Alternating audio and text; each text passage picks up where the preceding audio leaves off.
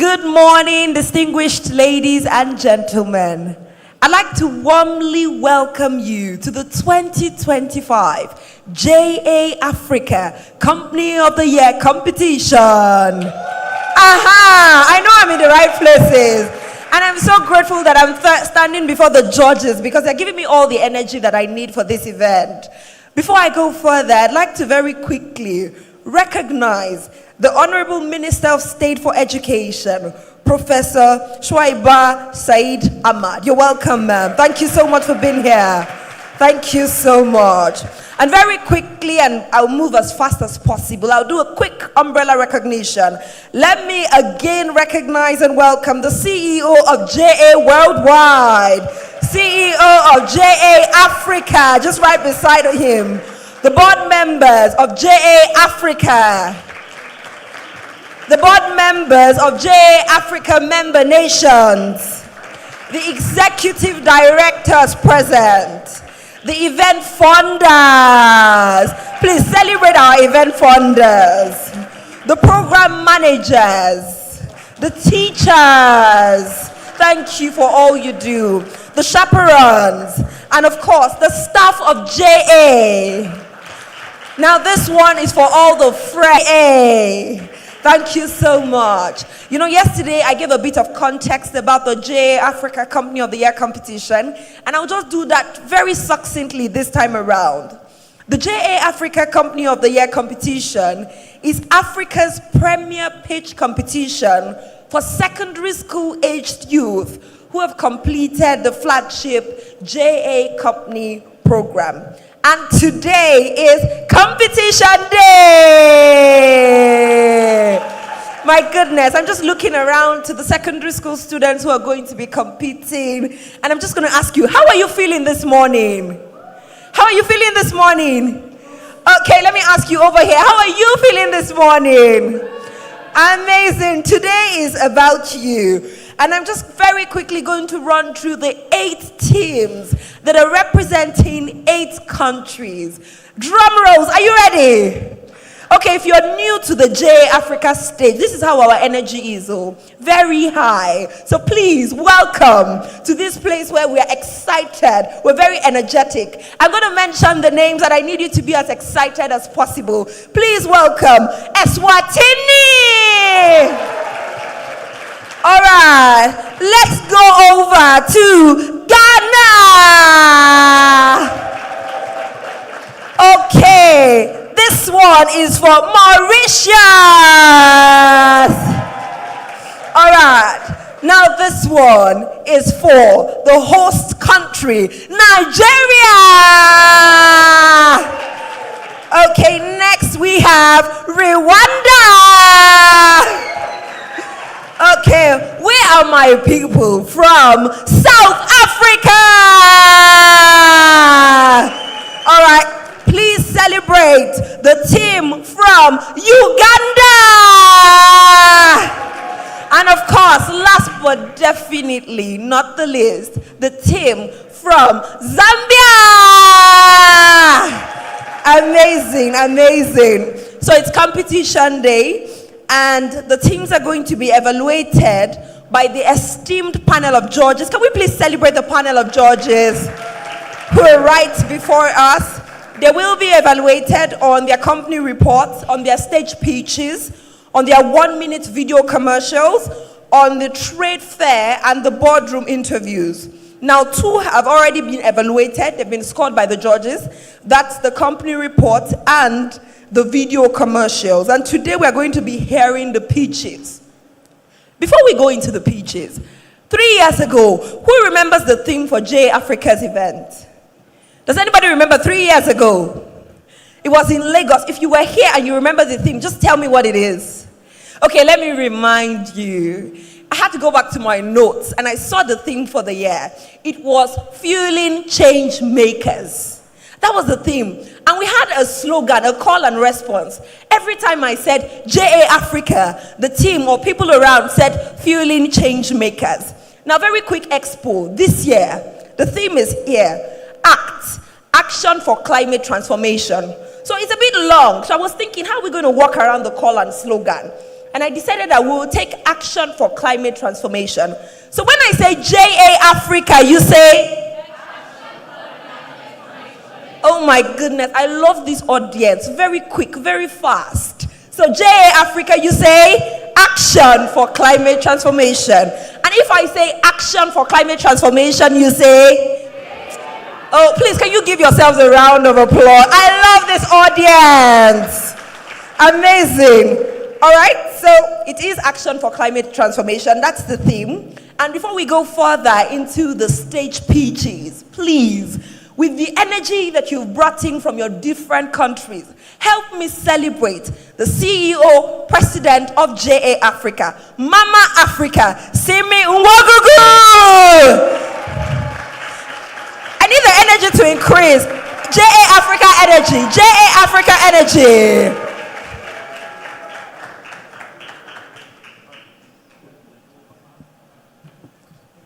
Thank you, Timmy. Good morning, everyone. Oh, wow, what a beautiful crowd. From up here, it looks very beautiful. Good morning. I know we're all here to see the pitches, so I'm going to keep it short. But I just want to thank you all for coming. Thank you for honoring our invitation. Thank you for being part of this. I want to say a very special thank you to our judges. They've worked very hard, by the way, and you witnessed the presentations and the trade fairs and then some boardroom interviews. So please, can you give our judges a big round of applause for appreciation for everything that they're doing. Thank you, judges. And of course, our sponsors who make it possible. They're also judges because they have to choose their sponsor prizes. But I want to really specially recognize those who make this possible every year. Local headline sponsor for the first time, because usually our global sponsors are headline sponsors. So please give it up for First Bank for stepping up to be a headline sponsor this year as well. And of course, Delta Airlines has also been a sponsor for several years. And not just that, they also sponsor our lead camp. So the girls that win their awards this year will be part of our girls leadership camp in March, which they sponsor. Please also a special round of applause for Delta. We also have a local sponsor that's stepping up this year, Kuda Microfinance Bank. Thank you for that. Thank you to everyone who has sponsored, who has facilitated, who has really been with us all step of the way this year. Thank you very much for that. Our staff from across the member nations, I really want to thank you all. Can all the teachers and facilitators and just the staff from the different countries please stand up and receive your applause. Staff of JA, teachers in schools, these are the ones who make it possible for the children to come. Thank you very, very much. And then a special recognition for our Spartans from JA Africa. Please stand up and give your Spartan cry. Awoo, awoo, awoo. This is the JA Africa staff. I want to specially recognize our board members who are extremely busy people who have come this year to really celebrate with us. So first, the board chairs from the member nation or those representing the board chairs. Please stand up, be recognized. These are the people who own JA in their countries. Thank you for coming. And then our JA Africa board members, please stand up and be recognized as well. Thank you very much. And then a very special word for our students. Please stand up, all the students.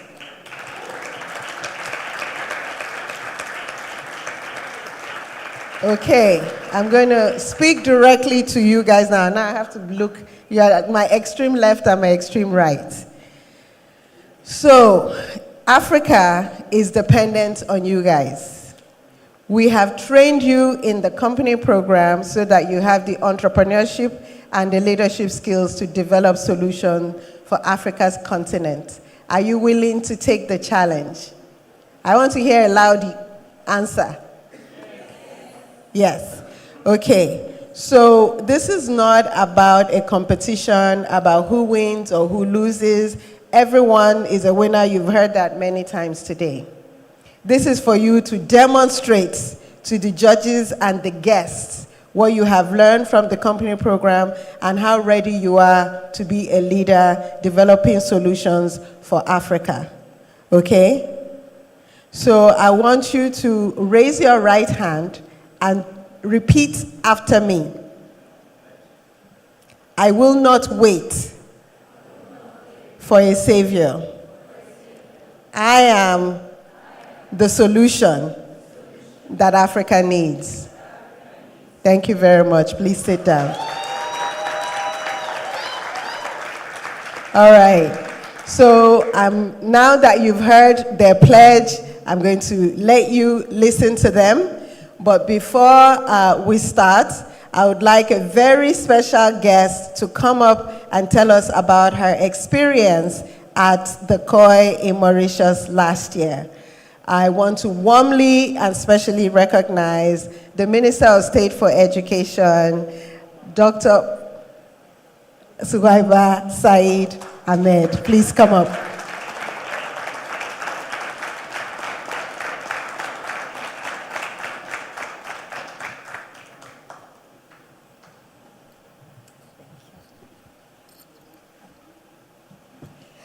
Good morning, everyone. I don't know if I have the JA Africa energy, but I will try, because for me, the program is about the happiness you see in the students, the happiness you see in the teachers, and also everybody's just happy. The energy is just there because everyone is doing what he loves doing. So I thank JA Africa because my experience last year and from the energy I'm seeing this year really is about the students, it's about the learner. I see a lot of teamwork, the team spirit.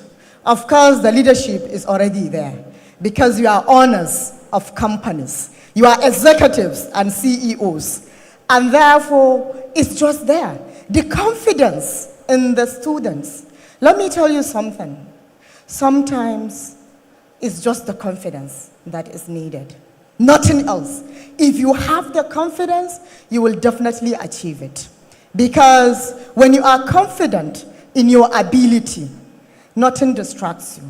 Failure does not. These extracurricular activities are the best avenue to expose these learners to these key and critical skills needed for tomorrow's leaders. So, I don't know whether I can try, but let me try the energy. Please, let's all of us give a sound applause for JA Africa for providing this opportunity. I thank everyone. I thank the students, their teachers most especially. As a teacher, I always appreciate teachers wherever I find myself. So teachers, please stand up. I know that you'll be recognized, the mentors of these children. Let me see you. Yes, please, let's also applaud them. Thank you for creating and giving this opportunity to your students. Thank you for being here and for having the students also here with you. I thank the judges, and of course I am very sure it's going to be a very interesting pictures. I will sit down and listen, though I may leave early, but then I will hope to stay as long as possible just to be part of this process. I thank everyone and also the JA Africa for the opportunity to witness last year and also to participate in this year's event. Thank you very much. Thank you, madam. So very quickly, we're moving on with the message. But students, please take advantage of meeting all the judges meeting everybody here. We have entrepreneurs organization here, EO. It's a global organization of entrepreneurs. So you guys can start lobbying for membership in EO as from today, right? Yes. Thank you very much, everyone. Thank you so much. Please, can we give the Honorable Minister another round of applause? The Honorable Minister came up and said that I don't know if I can match up to the energy, but by the time she was done, the energy was 100 over 100. I think that there's something about this place. There's a contagious spirit. When you come into this atmosphere, of course, the energy is always high. So please, once again, I want you to celebrate yourselves for being a part of this event. Thank you so much. There's a group of people I'd like to just specially recognize. Now, you notice that when I'm standing here, I'm not standing alone. There's usually someone by my side, ensuring that we deliver an inclusive event. Can we please celebrate the sign language interpreters? They've been here since yesterday and making sure. Okay, thank you. So this is how we clap, right? You're going to show us how we clap. So this way, thank you. Thank you so much. We're so glad that we have an inclusive event. Thank you so much for all that you do. I know that the CEO has already given us, the acknowledgement of the sponsors. But right here, I have a job to do, and that is to acknowledge the sponsors again. So please, don't get tired. They are the ones that are giving us the money, right? They are the funders. In so many languages, we call it ego, owo, kudi, and we thank them and we appreciate them. So I'm going to run through it very quickly, and as quick as your clap can go, it will be fast. Let's go quickly and start with the headline sponsors, FedEx, Project Management Institute Educational Foundation, First Bank of Nigeria. To the platinum sponsors, Delta Airline, Bank of America, Kuda Microfinance Bank. To the gold sponsors, Boeing, Entrepreneurs Organization. Now to the media sponsors, What Media Group? All right, it's now time to meet the panel of judges, those people who are just in front of us. I'll do a very quick introduction of the panel of judges, and of course we'll celebrate them as our custom is. Just to give you some context, the judges are responsible for selecting the grand prize. So I'm going to start out with the finalist award judges. We have judges for different categories. So I'll start with the finalist award judges. They are responsible for selecting the grand prize, the second place, and the third place. And they will select the winners for the Boeing Sustainability Award. Let me start with the head judge. Please help me celebrate. So as I mentioned them, they will please wave so that we know who exactly we're speaking about.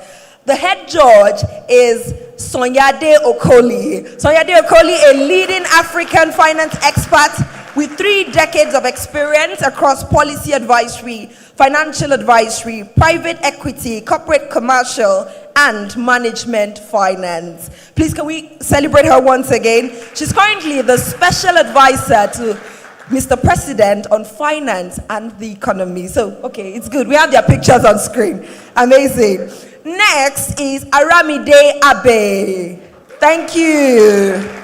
She serves as the global lead for jobs and entrepreneurship at the African Adaptation Acceleration Program with the African Development Bank and the GCA. She's also the founder of Niger Startups. Please, I give to you Aramide Abe.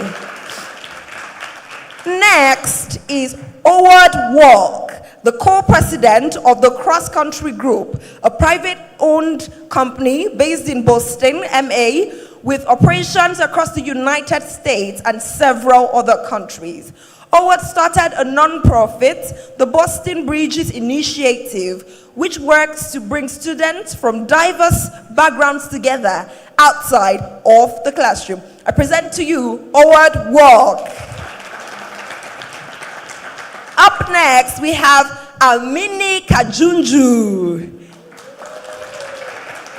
currently the country director for the Peace Corps in Thailand. This regional hub works on education and youth development activities through volunteer teachers and youth advocates. Ladies and gentlemen, Amini Kajunju. Charlotte Oyeleye, currently the head of philanthropy for the EMEA, APAC, and LATAM regions at the Bank of New York. She has previously worked at Barclays in public policy and corporate social responsibility, at Ernst & Young as a senior consultant, and as a labor market intervention analyst for HM Government in London. Ladies and gentlemen, Charlotte Oyeleye. Just a reminder, when we mention the name of the judges, please just wave so that people are not looking around and saying, okay, where are they? Where are they? So we know where you are. All right, next we have Brent Sobol, a JA company program alumni and a serial entrepreneur residing in Florida, Orlando. His business career in multi-family housing. Okay, so now you can't miss him because now you have to see him. His business career in multi-family housing and real estate investing spans across 28 years. He directs a non-profit foundation that is active in making impact investment in early stage social enterprises. Ladies and gentlemen, Brent Sobol. Thank you. Maybe we can follow that precedent because it's very difficult for people at the back to see you because you're facing me. All right, let me go to the next person. Mobolaji Shokumbi. Thank you. Vice President of Business Development at Entrepreneurs Organization, leading EO's Global Institutional Partnership Growth. He also co-founded the 234 Project Foundation, empowering students and young Nigerians and young Nigerian entrepreneurs with access, opportunity, and pathways to innovation. Ladies and gentlemen, Mobolaji Shokumbi. All right, so let's go to the next category of judges. That was the finalist award judges. We're now moving on to the signature award judges. Starting with the FedEx Global Possibilities Award. And the first person on the list is Ruth Kabogo, Regional Sales Manager for Kenya, where she leads with passion for strategic excellence, innovation, and people growth. Ladies and gentlemen, Ruth Kabogo. Up next, Consolata Meli Nzomo, Senior Manager Kenya and Nigeria, a dynamic senior leader with years of experience driving strategy, operations, and growth across Africa's FMCGs and the logistics sector, leading multicultural and country teams with global brands. Ladies and gentlemen, Consolata Meli Nzomo. Now to the next one, PMIEF Best Application of Project Management Awards. The first person I'd like to recognize here is Deji Ishmael. Deji is the visionary leader of AfriSant. He is currently a member of the board of the trustees of the PMI Nigeria chapter. All right, I'm moving on to the next person, still under the PMIEF Best Application of Project Management Award, Festus Ojekekben. Festus currently serves as an assistant director in the Human Capital Management Department of the Federal Inland Revenue Service. He also plays an active role in the non-profit and professional sectors, serving as Vice President Development on the Project Management Institute Nigeria Chapter Board, a non-profit professional body advancing project management excellence in Nigeria. Ladies and gentlemen, you saw him yesterday and you remember his dance steps from yesterday. I present to you Festus Ojekekben. Thank you. All right, we're now moving on to the next one, and this one is the First Bank of Nigeria CEO Entrepreneurship Awards.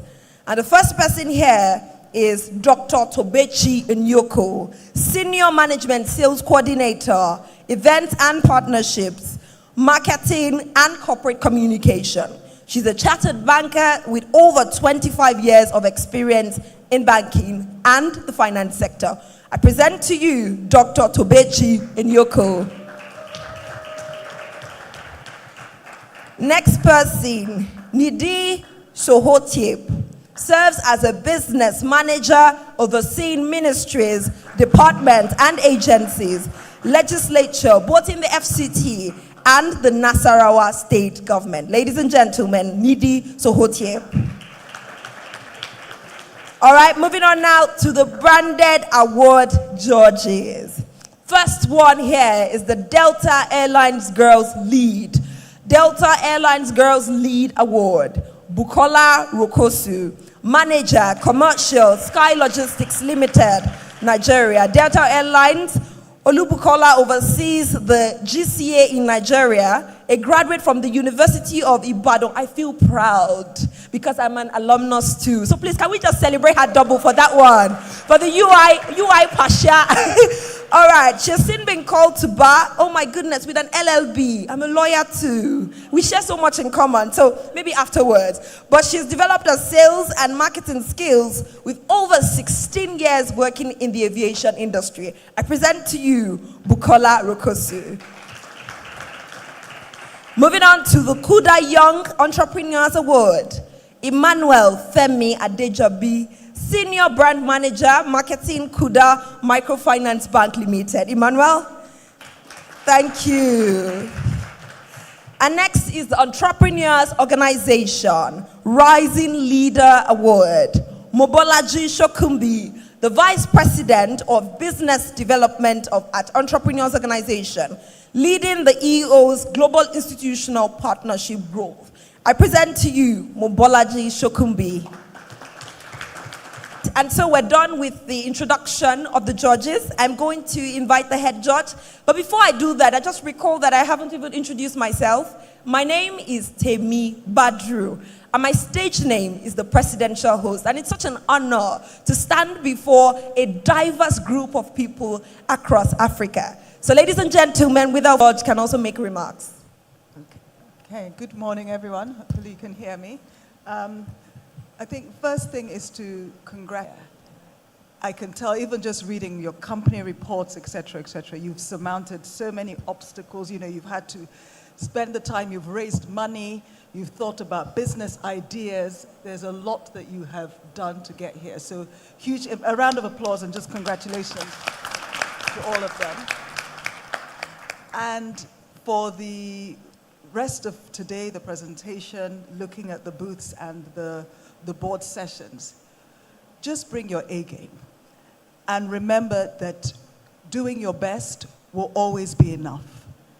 That's all we ask. Just do your best, give it all that you have, and have a wonderful, wonderful day. Wishing every one of you the absolute best. Thank you so much. Thank you so much. Let me come to any other volunteer judge that wants to just say something. Just a quick remark. Anybody? Head judge, you want to nominate someone to go? I'm sure he knows, Deji Ishmael.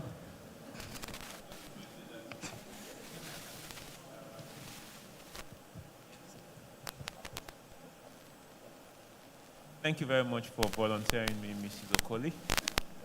It's my first time properly attending one of these events, but I've been an admirer of the work of JA over the years. I think all of you guys, I've read some of the reports, you've done excellent work. You have leadership qualities already for some of the work that you have done. And I have a son that's in university, and I kind of like tell him that, what problem are you going to solve? We do need to stop sending our children to school so that they can get a job. So I am immensely proud of you, of what you have done up until now. So I wish you the best. You've done Thank you. Thank you so much. All right, ladies and gentlemen, we now go over the competition structure and go into the competition itself. So for the competition, and this is particularly important for the students, so please listen to the guidelines. Each team has 5 minutes to pitch. 5 minutes to pitch. And then 5 minutes of Q&A. 5 minutes to pitch, and then when you're done, 5 minutes of Q&A with the judges. Would ask the judges to please make their questions clear. Very simple and clear. Each judge can ask only one question. So only one question at a time. So we want to avoid compound questions. One clear question. And if there's still time and nobody asks a question, so if within the 5 minutes there's still time, you've asked one question, then we can come back to you to ask another question for that round. We'll have a countdown clock. The countdown clock would be, it's here already, and it's going to be telling you how much more time, so that we don't distract you with 1 minute to go, 2 minutes to go. The students can just look here and see the countdown clock. I would also be standing by, when it's about to be over. All right? So are we ready for the competition itself? I feel like we're switching gears. We started on the note of good morning, welcome. Now we're going get, and we're moving into the competition. Let me see if you still remember. JA Africa! Okay, you are just looking at my back, Abby, but let's try again. JA Africa! Action for climate transformation. All right, I'm going to announce the order of presentations of the country based on a ballot. There was a ballot yesterday, and so this is the order in which they will be appearing. First of all, ladies and gentlemen, the first team to grace the stage for the pitch competition, make some noise for Rwanda!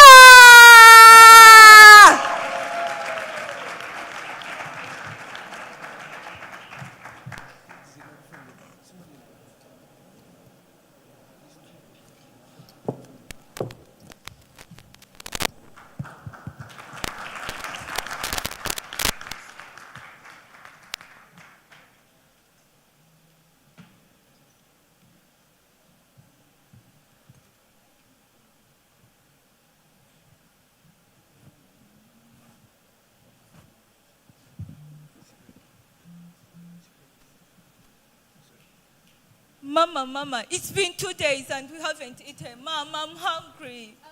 My dear, I have no food. Okay, we have no food, we have no money, we have nothing. But once we have our own land, we'll be able to grow food, okay? But wait, who is that at the door? This one is juicy. How much? Only $3. $3 for this one. Please go. Why is it so expensive? Growing food in this kind of weather is hard, Mama. I get it, but in this economy, what? Please go away. Please. Oh, I wish we could grow our own food with our own land. We're here speaking for over 25 African countries that have no land for farming, and also farmers who face unpredictable weather conditions. We are Team Agrohaven from Rwanda. With I, the CEO, Y. Ange Kevine, the COO, Himbazwe Nikora Kevine, the CMO, Abarema Hirwaimale Pons, and the CFO, Kendine Iragisa. So what is Agrohaven? Agrohaven is a smart IoT-powered aeroponic system that helps people to grow food and crops with less space, less water, no soil, no matter the climate, all in one combined system. So our mission is to combine IoT innovation with sustainable agriculture to help families grow fresh food sustainably. Thinking bigger than today, our vision is a world where every home is able to cultivate a green haven. Oh, wait, sustainable or not? Sustainable, of course. We support SDG 2 Zero Hunger, where every individual will be able to grow his or her own crops at his or her home. So there will be no more hunger. SDG 12, responsible consumption and production. So you will be able to use the device to grow crops and you will get 3 times the produce. That is 3 times higher than what you used to get while using soil. SDG 13, climate action. So we fight against deforestation. You will not need to cut down trees to grow your own crops. So how will it be implemented?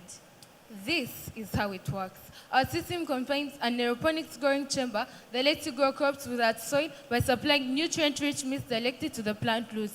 On the top is a system of IoT sensors that collects real-time data about your environmental conditions of a plant, including the temperature, the humidity, the light, and other features that your plant needs to grow. Then this data is displayed on our mobile app for you as a farmer to know what your plant is experiencing. Number 2, this data is the one that is used to automate adjustment of these conditions such as light and temperature to your plant requirements. Are your plants happy? Of course they are. And of course, if they're not, we provide you with an AI care assistant that supports you through your plant growth. This can be accessed both through our mobile app and our USSD code. Okay, and ladies and gentlemen, that is a product. But who actually needs this? Who?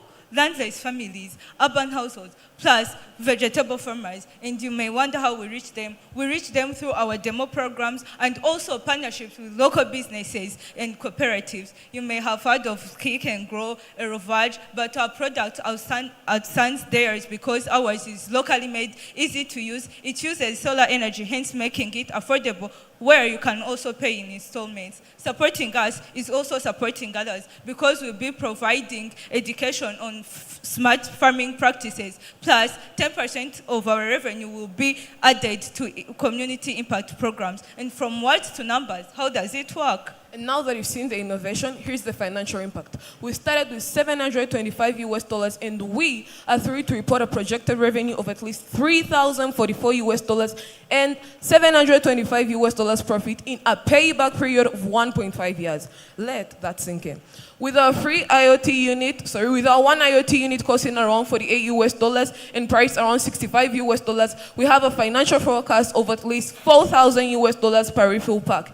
And straight up to how the project was, is, and will keep on being managed. In the initiation phase, we defined the problem. In the planning phase, we created the work breakdown structure. In the execution phase, we built 3 working prototypes. In the monitoring and control, we use real-time IoT data to monitor the performance. And in the closing, we expect to deliver a profitable financial result. And what are we achieving with the $4,000 prize? With the $4,000 prize, we'll scale AgroHaven, upgrade our tech, expand our impact, and we'll have a CSR focus on education, environment, and community. And that is how AgroHaven is growing the future of food. AgroHaven, Grow green, live clean. Thank you.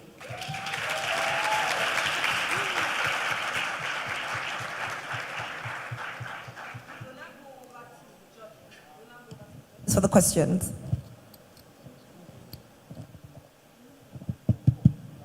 Hello.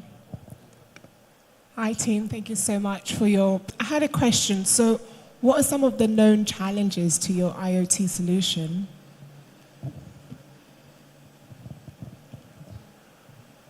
Thank you so much. So as a COO, the Chief Operations Officer, let me answer the challenges that we faced when building the IoT. The challenges we faced, of course, the first one were the availability of materials because we had to find some sensors that detect the data we needed. So some of them we had to combine, other ones that were not available to make the ones we had. Yes, and yeah, that was the main challenge we mainly faced.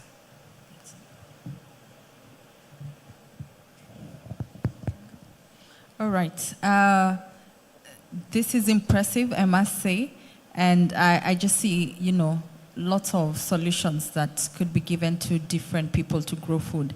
My question is, you said that you sold 40 units. What was the feedback from the people that used this technology?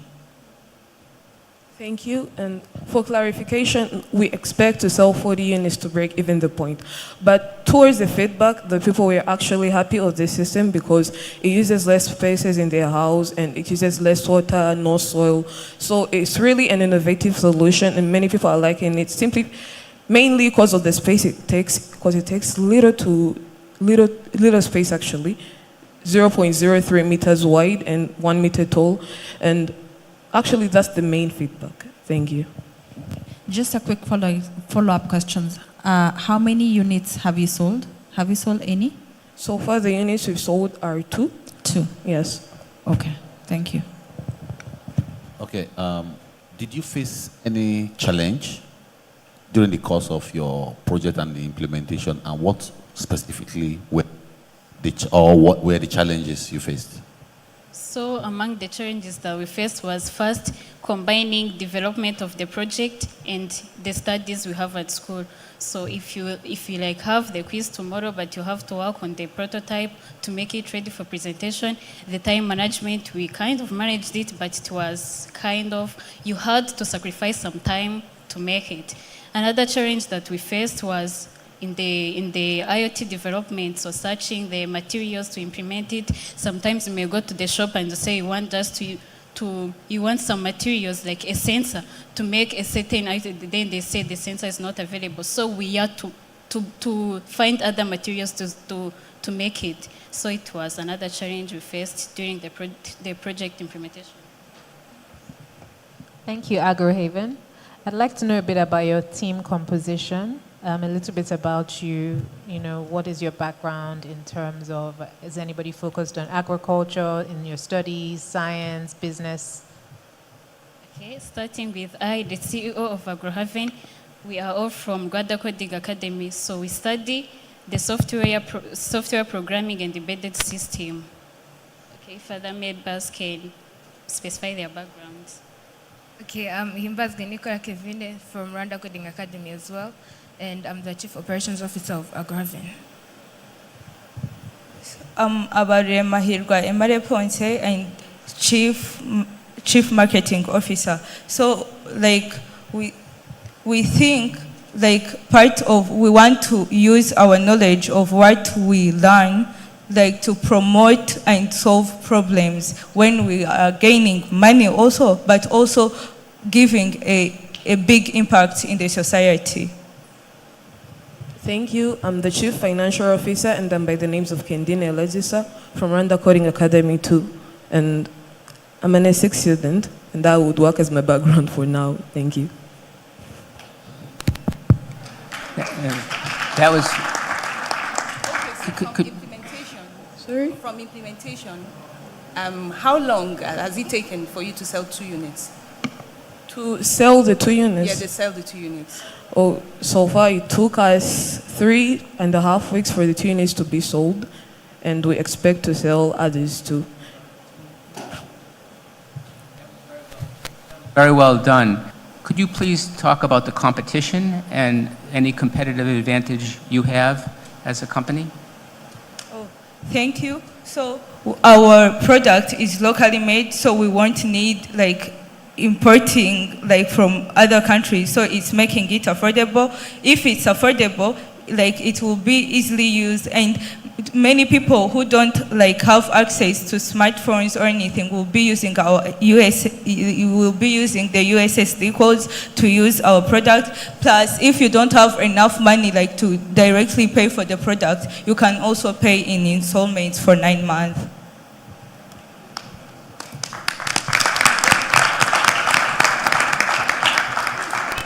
Applause louder for Team Rwanda as they take a bow. I like how they came up. You would even be looking at your company and saying, wow, does your company have a CMO, CFO, CEO? What's the last C? CFO. CFO, CMO, CEO. There's a third person.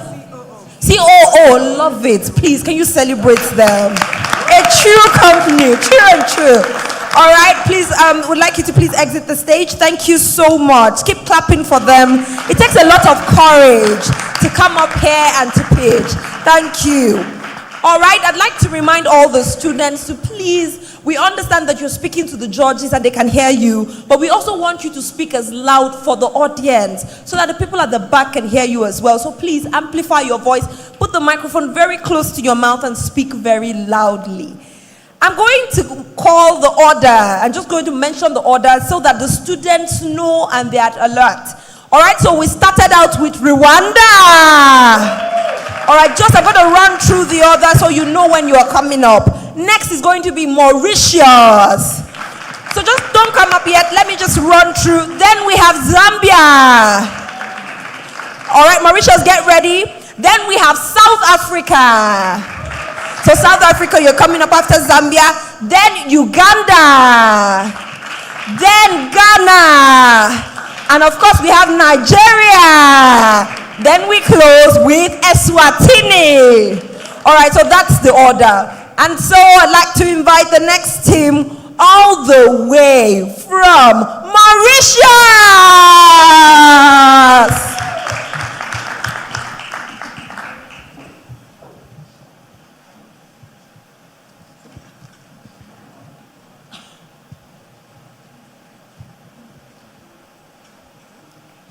Esteemed judges, ladies and gentlemen, greetings.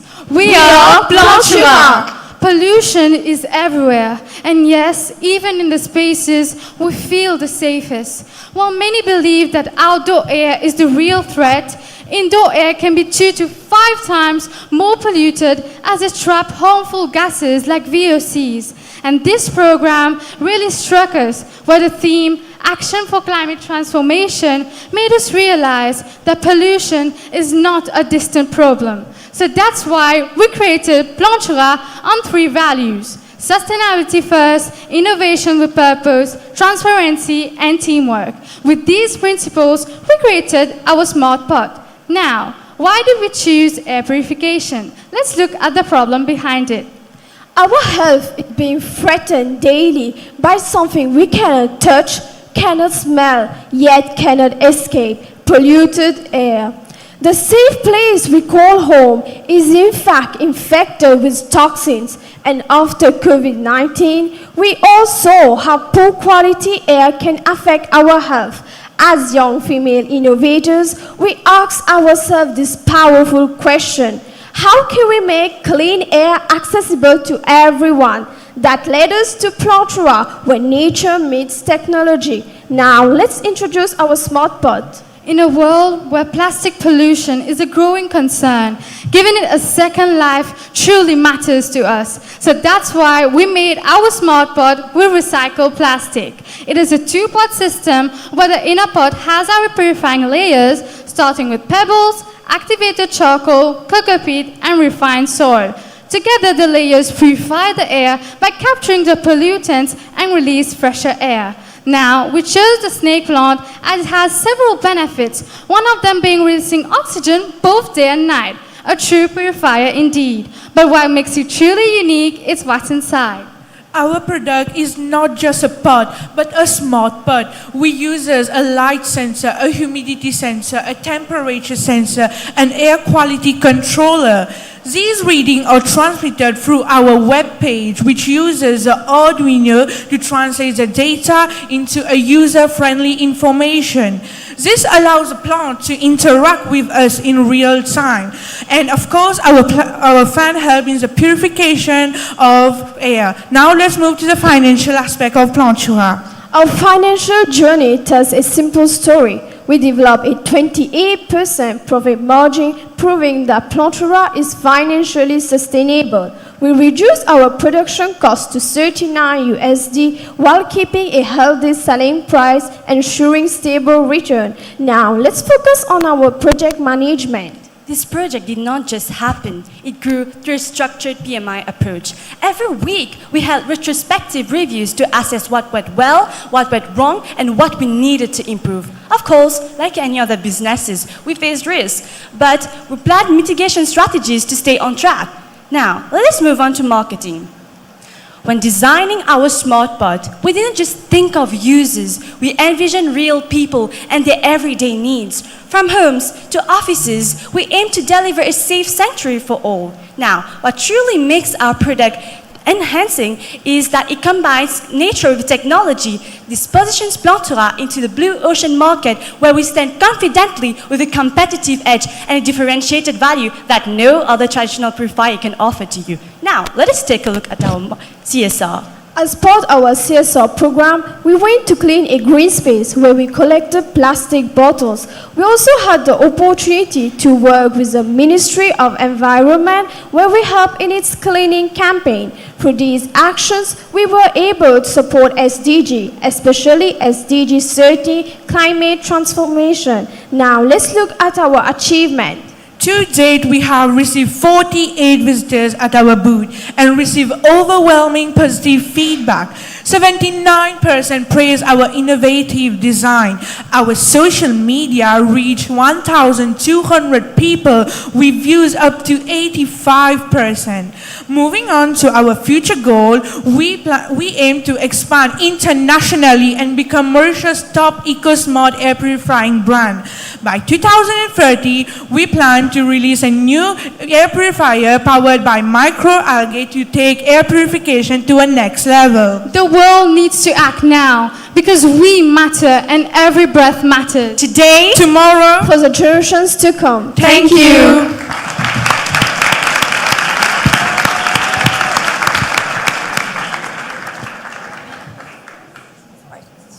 Now to the judges.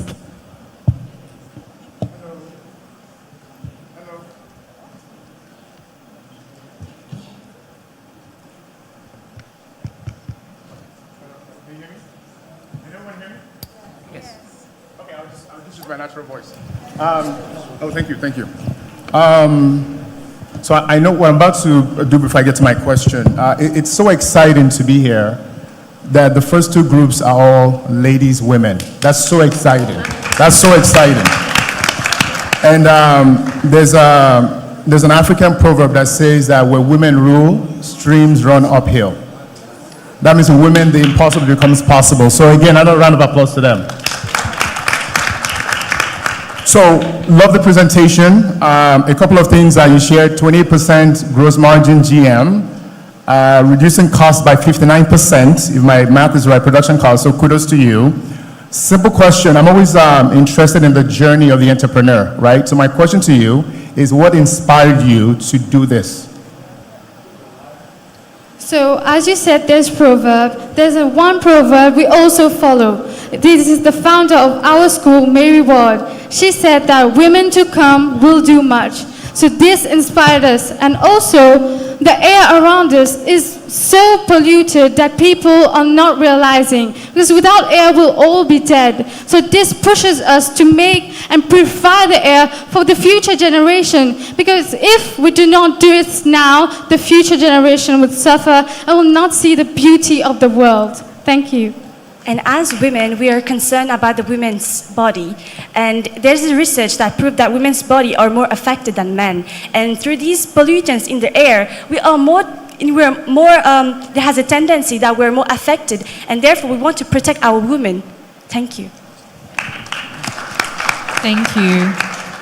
Great presentation. Thank you. I have a question. I think you took us to where you sold 48 so far.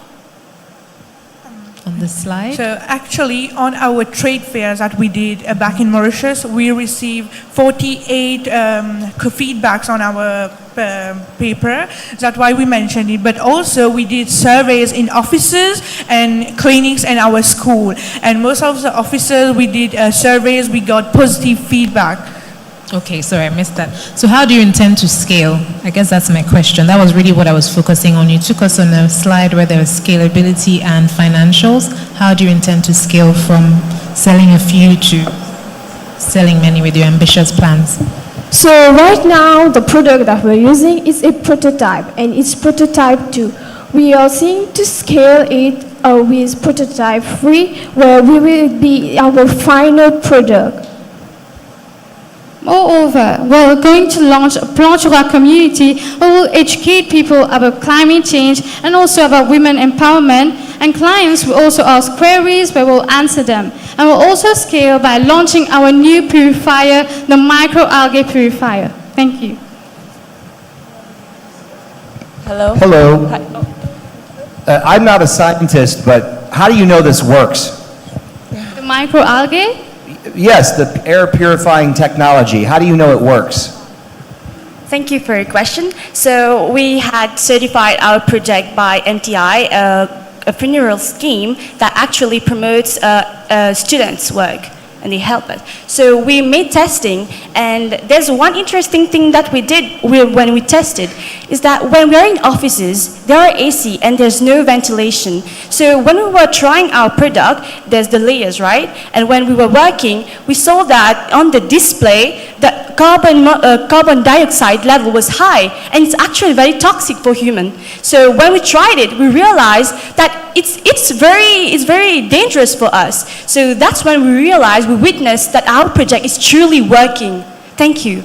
And moreover, if you really want to know if it's working, at our trade fair you will see a report by MTI and NASA where they certified our product, and it really works.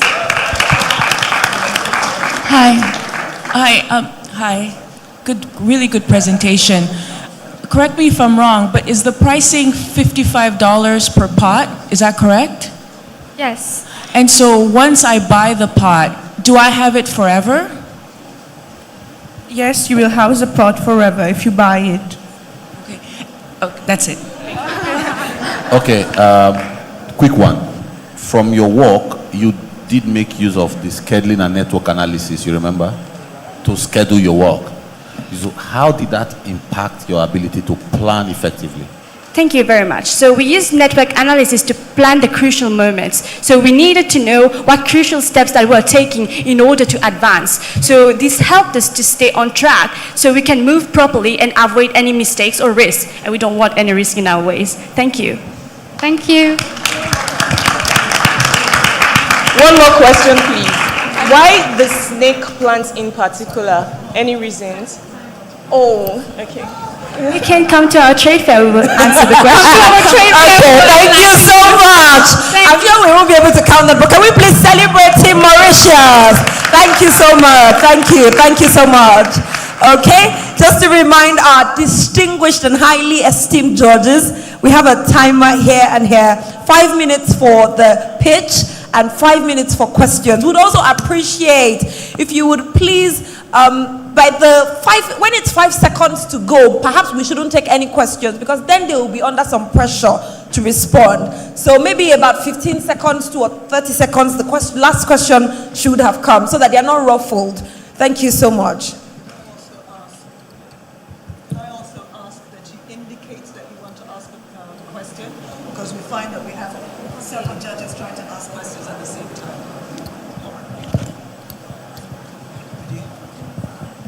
Okay.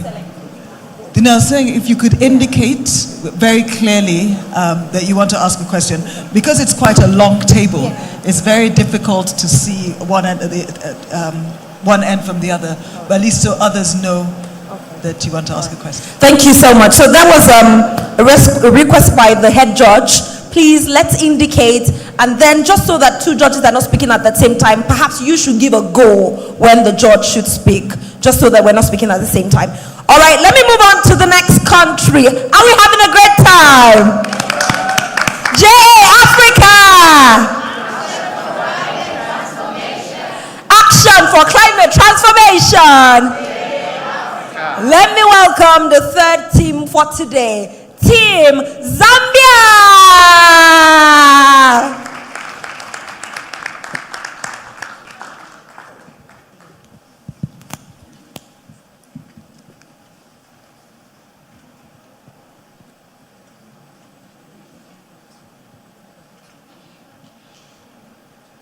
Good morning, everyone. My name is Vanessa Nyikosa, and I'm the CEO of Sanku Solution. Before I introduce my team members, I would like to greet you in our local language, which is Chinyanja. So I'll greet you by saying Muli Bwanji, and you will respond to me by saying Tili Bwino. Muli Bwanji! I will now allow my team members to introduce themselves. My name is Ndanjina Nyangwe. I'm the Director of Production. My name is Comfort Musukuma. I'm the Director of Marketing. My name is Grace Chilinda, and I'm the Director of Finance. Looking at the theme for this year, which is Action for Climate Transformation, as a company, we sat down and inquired about some of the issues that the people in our community were facing. And amongst those issues was vaccine spoilage. Through research, we found out to say the situation was far worse in rural community, as data shows 11.3 million of our country's population live in the rural areas, which is about 53.7% of the total population. And according to the Zambia Statistics Agency, it takes these people 6.8 kilometers to access the nearest health facility. Zambia being a country that aims of reaching a 90% vaccine rate for children. As of now, Zambia has only been able to achieve 68% of these children being vaccinated.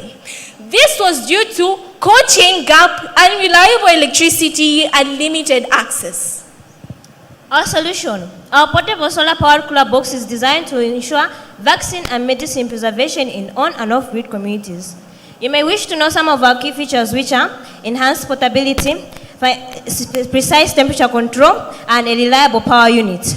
Some of our key features are significant cost saving, reduces electricity and long-term expenses. It is eco-friendly because it reduces carbon footprint.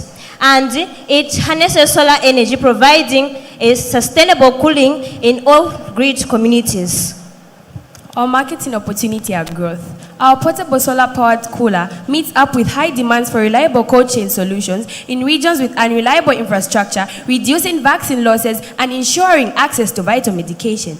Our key business risks are 1. Certification hurdles, high startup costs, and competitive landscapes. Our geographical expansion strategy. Our strategy targets scalable growth all across Zambia and its neighboring countries, focusing on regions with a high unmet need for cold chain logistics. Our target market segment: 1. Rural clinics and facilities. 2. Outreach teams. 3. Non-government organizations and aid organizations. Our financial overview. The initial investment for Sanco solution comprises both material costs for manufacturing and essential working capital to kickstart investment.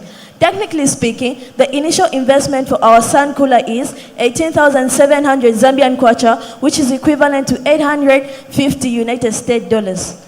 Component cost breakdown: solar panel, compressor, and battery, which are the main major components needed for our project to function. Strategic partnerships: leveraging local expertise and structured methodologies for effective implementation and scaling. We have secured meetings with the aim of securing partnerships with the following ministries: Ministry of Health, Ministry of Green Economy, Ministry of Small and Medium Enterprise, and the Rural Electrification Authority of Zambia. As a way of giving back to our community, our company formed a Keep Material Girls campaign, which plans on partnering with recycling company. We also took part in the Menstrual Hygiene Day, where we distributed sanitary towels to girls in our school that were unable to afford them.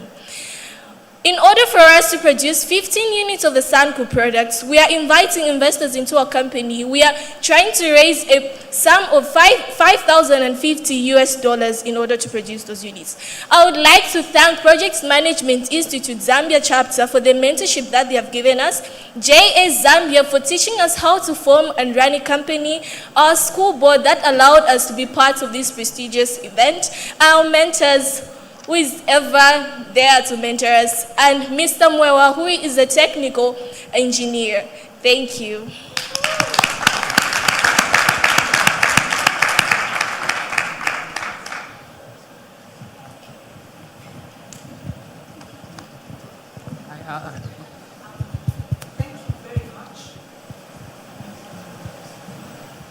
Thank you very much. I love it when I see girls excelling. So my question is, with the infrastructure that we have, when you load these vaccines in the boxes, how long do they stay fresh, until, from maybe from the point of where you load the vaccines to the point of delivery?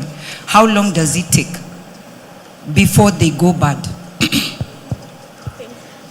Thank you for that question. So our device is portable, and also it has a battery to preserve energy when fully charged. So we are projecting it to be able to store those vaccines for a timeline of 24 hours once loaded.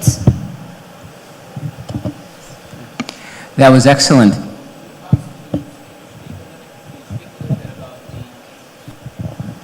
That was excellent. Can you speak a little bit about the manufacturing process, how you make these? Our production director will take that up. So how we manufacture this? So we calculated the costs and found out the specific materials needed for us to make a solar-powered cooler box. So first of all, a DC compressor is different from an AC compressor. Normal fridge uses an AC compressor, which uses direct current, but ours uses a DC because it uses solar. So how are we going to manufacture this? We have a specialist, Mr. Mwewa, who will be helping us out in the manufacturing of this product, and we have our team members who will be giving him a hand in manufacturing it. All right, thank you. My question is on the timeline. Do you know how long it takes to create one unit? To create one unit, it will require us 4 weeks. To add on her point, right now we're still doing research and development. So for us to finish a product, it will take us 4 to 6 weeks finishing it. But we are planning on making, once fully finished with R&D, We are planning to make a product for someone in 2 days' time. Thank you. Great presentation. How much would you charge once the product is ready to be sold? We would charge it 20,700 kwacha. 20,700 Zambian kwacha.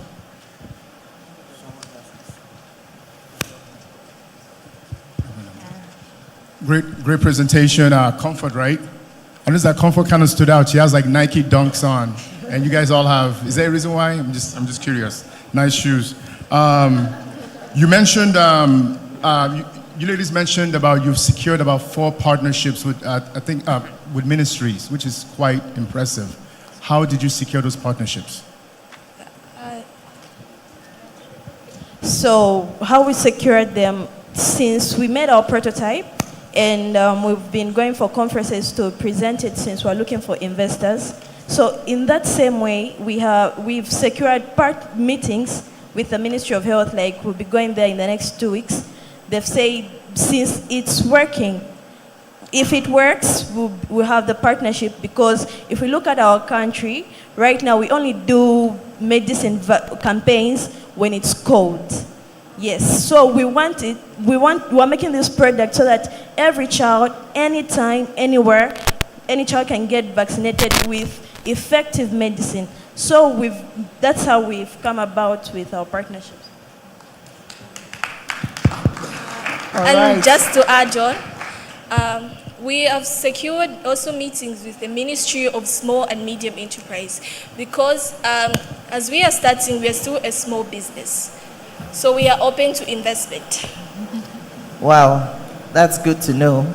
And well done. What a great pitch we've seen so far. But I'm just curious to find out, if it takes about 4 weeks to 6 weeks to make one box, what's the cost of also making one box? Because I heard something about around 500,000. Is that in your Zambian currency as the total cost of the project? So just curious to know why it's so expensive and how you intend to start small as a small company. Okay, thank you. So, 4 to 6 weeks, since we're still doing research and development, it will take us 4 to 6 weeks to fully make it, monitor it, and make sure that before introducing it to the people, it's fully functioned.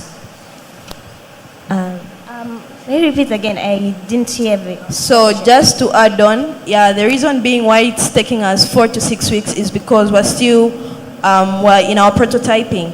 So we're researching, developing it, but if we have investment funding right now, we can make our product in 2 days. Thank you so much, Team Zambia. And Team Zambia have pitched successfully. Please, can we give them a round of applause? They have also taught us how to greet in their language. So let's practice again. Is it Muli Bwanji? Yes. So when I say Muli Bwanji, you say Indili Tilibuino. Muli Bwanji Tilibuino. Thank you so much. Please let's celebrate them. I've learned a new one. Always so beautiful to learn pronunciation, names, different things from other cultures. It's so beautiful. All right, let me welcome to the stage another team that is going to blow our minds with their presentation. Please welcome Team South Africa!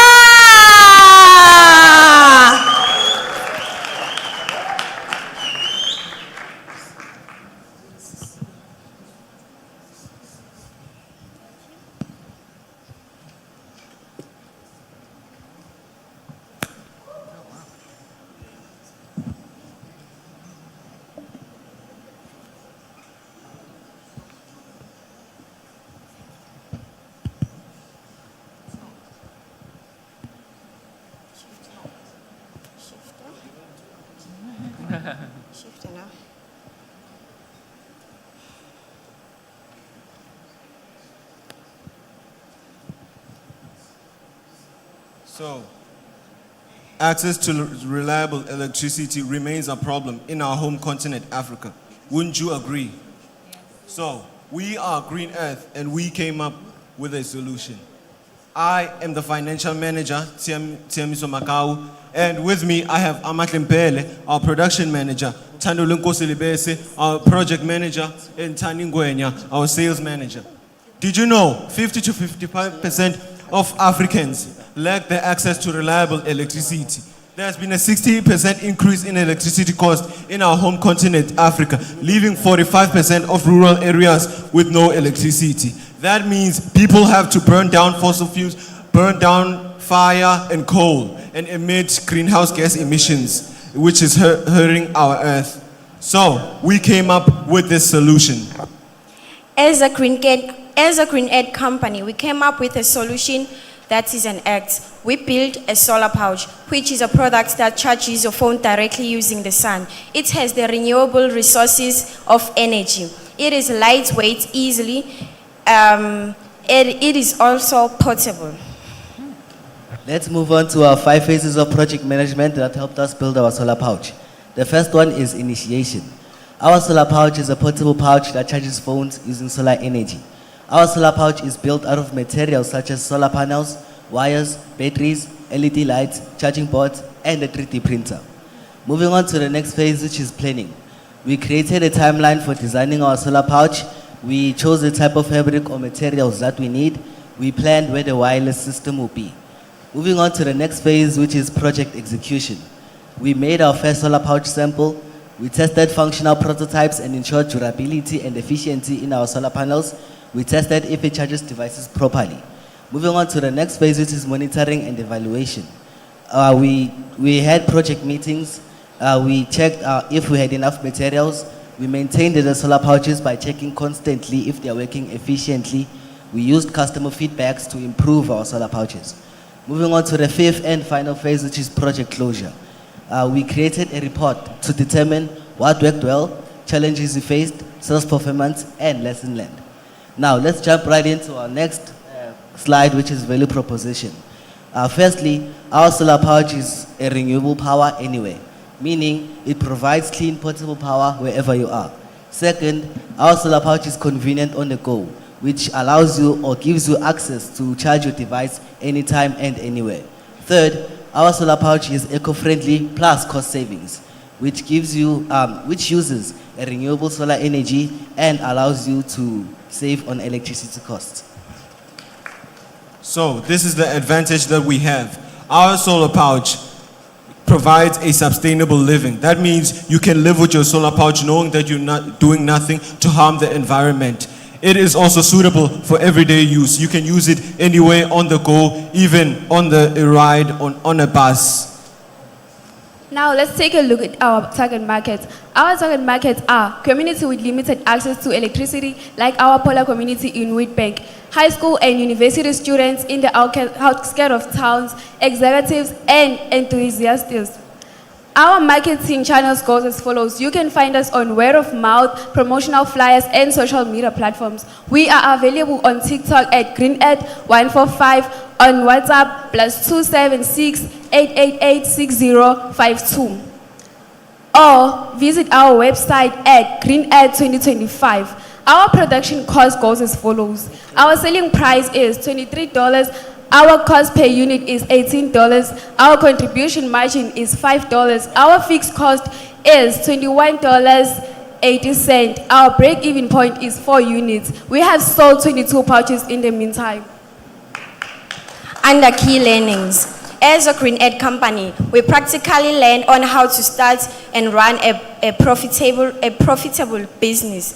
We did a market research, and we also did an entrepreneurship innovation. Thank you. So, on behalf of my company, my community, and my country, I would like to thank Junior Achievement and APSA for this great opportunity. Thank you.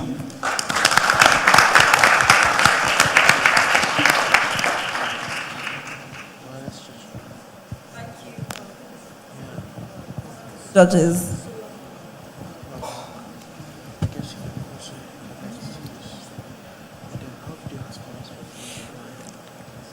Thank you so much for your presentation. I've got a question around sustainability. So how will the materials for your solar pouch, which we've seen, how will they be sourced without increasing emissions? Sorry, can you repeat the question? So how will the materials for the solar pouch be sourced locally without increasing emissions? So the materials that you're using to create the pouch. Okay. So we all know to charge your phone, you need to use electricity, right? And electricity needs the work of coal and greenhouse gas emissions. That means our solar pouch uses the sun. And you can also charge it indoors using a light.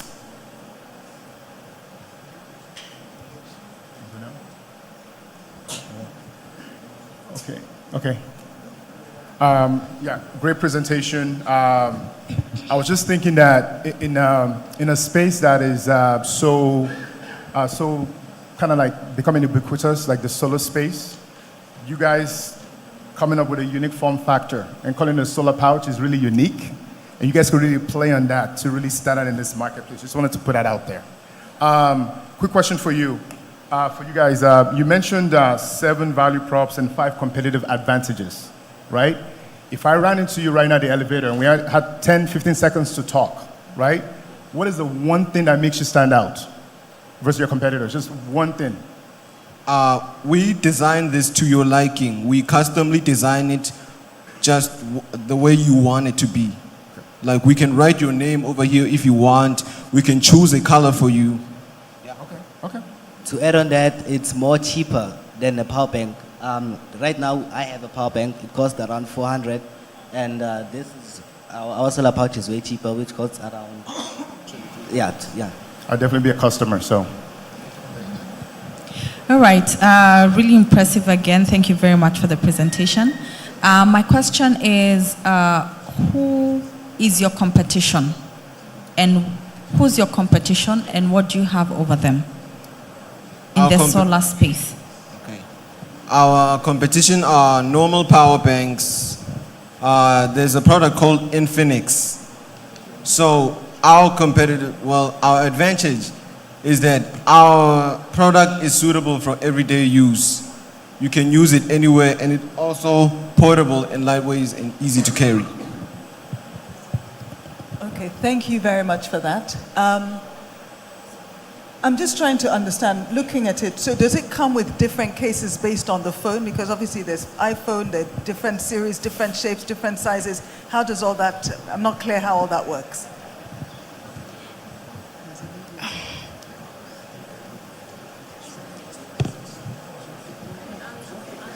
It depends on what your phone is. Like I gave you an iPhone solar pouch. It is a wireless product. Let me do it for you. Can I go to the stage? So, Please hold for me. So, can I talk? Okay. So, this is your phone. You just insert your phone in and then press this button over here. Can you press the button? Yeah. It's charging. Over here, then it's charging. Then it's charging that way. And we also added this feature. It has a light feature. You could just double tap here, and then it has lights too. It was empowered by our communities. It was empowered by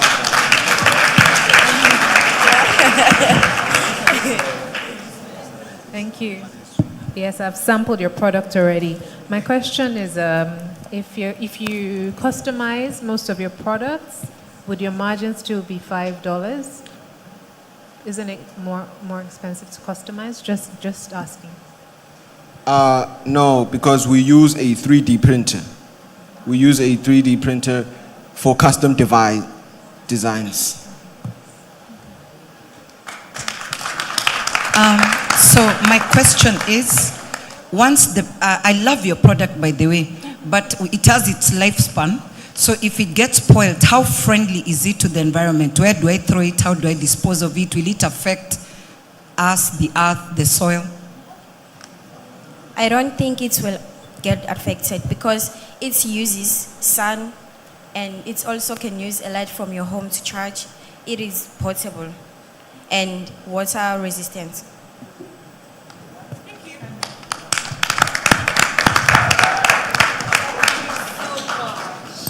All right, would like to go further, but time is up. Please, can we celebrate Team South Africa? Amazing. They even gave us a practical demo. They took the photos from the judges and said, "We'll show you how it is done." Please, let's give them a round of applause as they exit the stage. Thank you so much. I like that. I mean, after the competition, I want to get one of those for myself if it's available for the public. All right, let's move on to the next team. Let me ask you, are you ready for the next team? Yes. Are you ready for the next team? Yes. All right, I know our judges are not tired. They're moving on. Let's move on to welcome to the stage Team Uganda.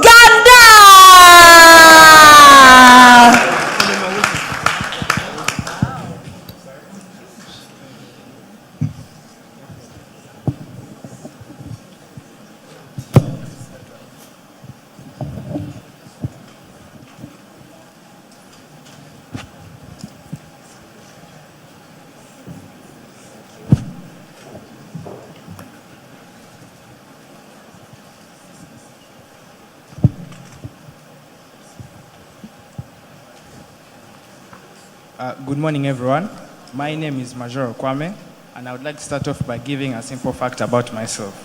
So I am from Uganda, and as any Ugandan will tell you, we love food. So Kwame's favorite hobby is eating. And I would like to start off by saying that if you ask any Ugandan, I can confidently say that we have the best food in Africa. In fact, I'm going to double down, and I'm going to say that the best meal in Africa is my favorite food, which is our famous Rolex. My favorite combo is a soda and Rolex, preferably a cold Coca-Cola and a hot Rolex. Now, the problem is these street foods are all packaged in plastics. And one thing we always forget to ask ourselves is, where do these plastics go once we are done? Let me paint a picture for you. An average person uses about 900 grams of plastic a day. When you multiply that by the 10.6 million African students in Uganda like myself, their families, their friends, this ends up in Uganda amassing a total of 250,000 metric tons of plastic a day. Most of these plastics end up in the environment and uncollected. So here at Renewablock, we take this plastic waste and convert it into affordable, durable, and eco-friendly blocks and pavers. But we did not stop there. With a bit of ingenuity, we were able to turn the toxic gases emitted in the production process into a second product, potassium salts, that are a raw material for fertilizer production. In simple terms, our solution is the Renewablock company. Thank you, Kwame. My name is Gabriela. I'm going to take you through the project management of Renewablock. I want to start things off by saying I truly admire Mr. Festus Ojekpen's speech quote that he said yesterday during his speech that said, project management is not just a profession, but a strategic capability, which we believe is essential for running Renewablock. We follow 5 initiatives in Renewablock, and that is initiation. Initiation, that is where we form our plans and cycles that we make for Renewablock. That is brainstorming and working together. 2, we follow planning. Planning, that is where we have our timelines effectively. We also have execution lines effectively. We also have execution, that is the manufacturing process, where we work together to actually create the blocks that you're seeing right. Execution, and then closing. And in closing, that is where we have our products ready for sale and at 0.15 USD and the paver at 0.16. We're able to have a total revenue of $41 with a net profit margin of 43%, and we're able to reduce our operating expenses to only the value of Renewablock in real time. We also use Instagram and TikTok to share our process and share our impact and share our customer results. Thank you very much. As Renewablock, we believe that profit is not the sole measure. Employ youth and young women into production, as well as community cleanup drives and environmental awareness programs in different schools and surrounding community. Number of positive feedback from our clients, where they have validated our chemistry in our projects, and furthermore, validated our project as a top tier one that's going to make an impact on our environment. Our future projections as well as developing interlocking bricks and pavers to make the construction extremely environmentally friendly. And we'd like to express our deepest gratitude to every single sponsor that has. After this speech, I'm looking forward to working with all of you. And I would like to 50 pavers and 50 blocks, so it's customizable to the customer. Yeah. Thank you. That was excellent. If you had to choose between selling only bricks or selling only pavers, which would you choose to sell and why? Thank you very much for that question. We'd most especially choose to sell bricks because as Renew Our Block we target every single Ugandan, every single African, regardless of your income status. And as blocks or bricks being part of a major housing material, we choose them because they provide better infrastructure besides the roof over your head, whereas pavers are just an extra addition to beautify your home and make it more effective for you to walk around without having to do extra work of cleaning up mud or any other thing. So we must basically choose bricks.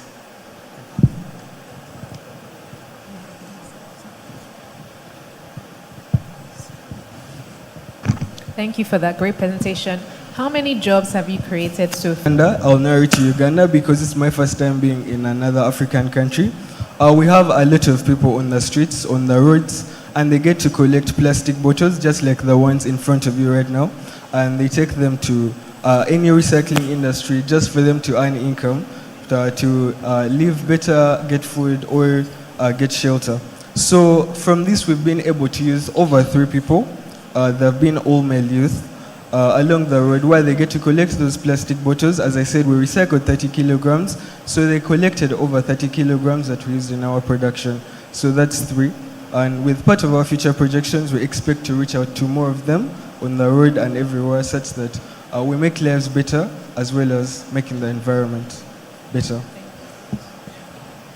All right, it was really good to hear. How long does it take to create 1 brick or 50 bricks? I'll pass on that question to our product development manager, Gabi.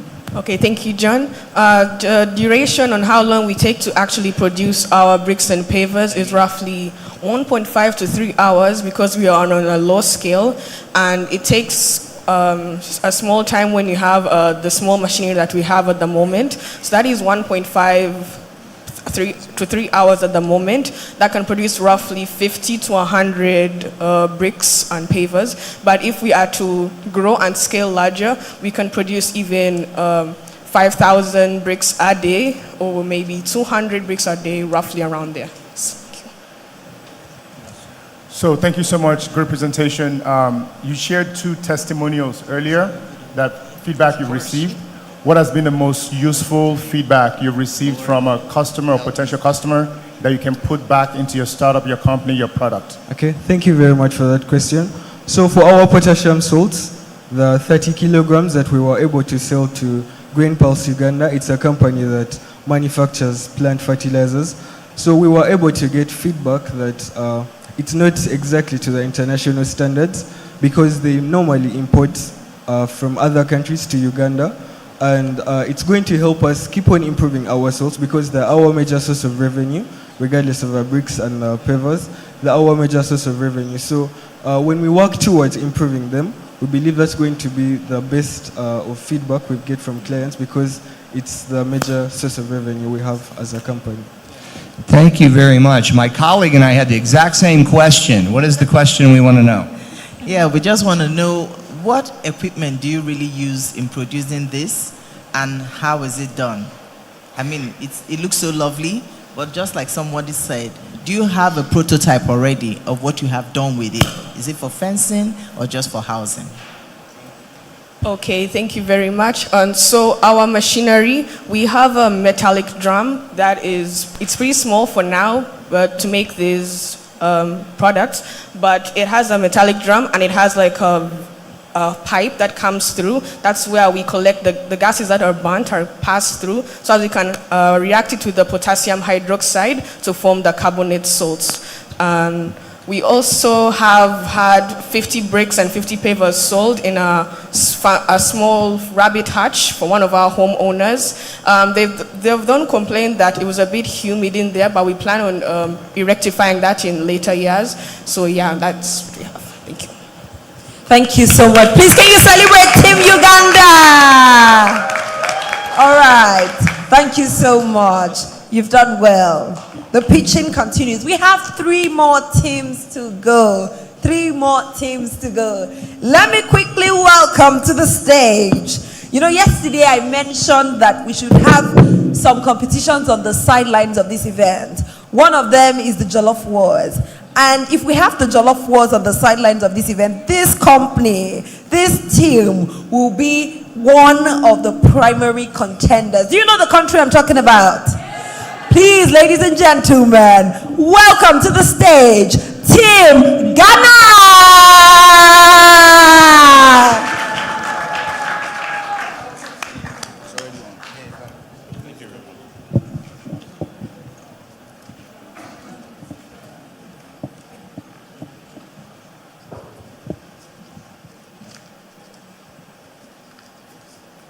Wei Wu Yong, Shi Yong, Fan Xiang, Da Yong, Xing Gui Hu Ni Liang, Jia Shi, Chuang Shi, Qi Dao.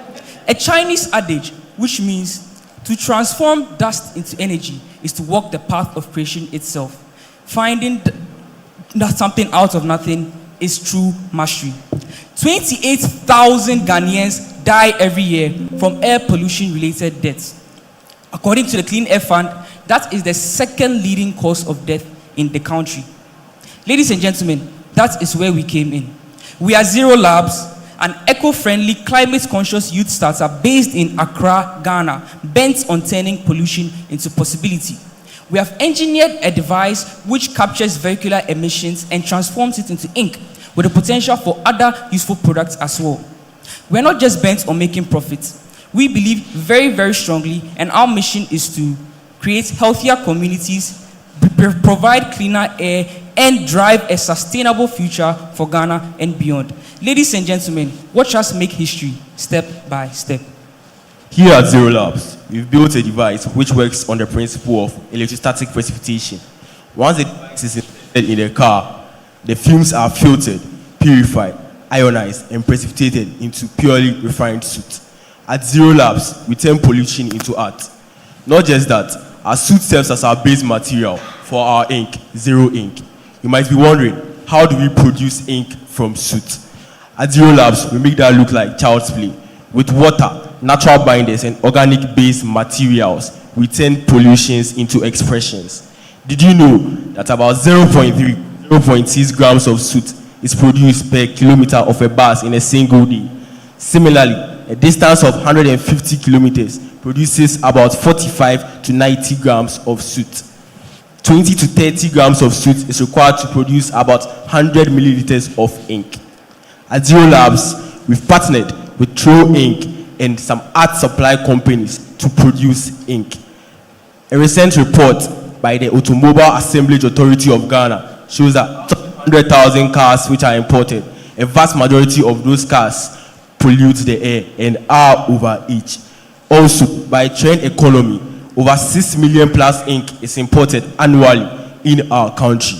At Zero Labs, we don't just create, we leave an impact which is embodied on our consumers for a lifetime.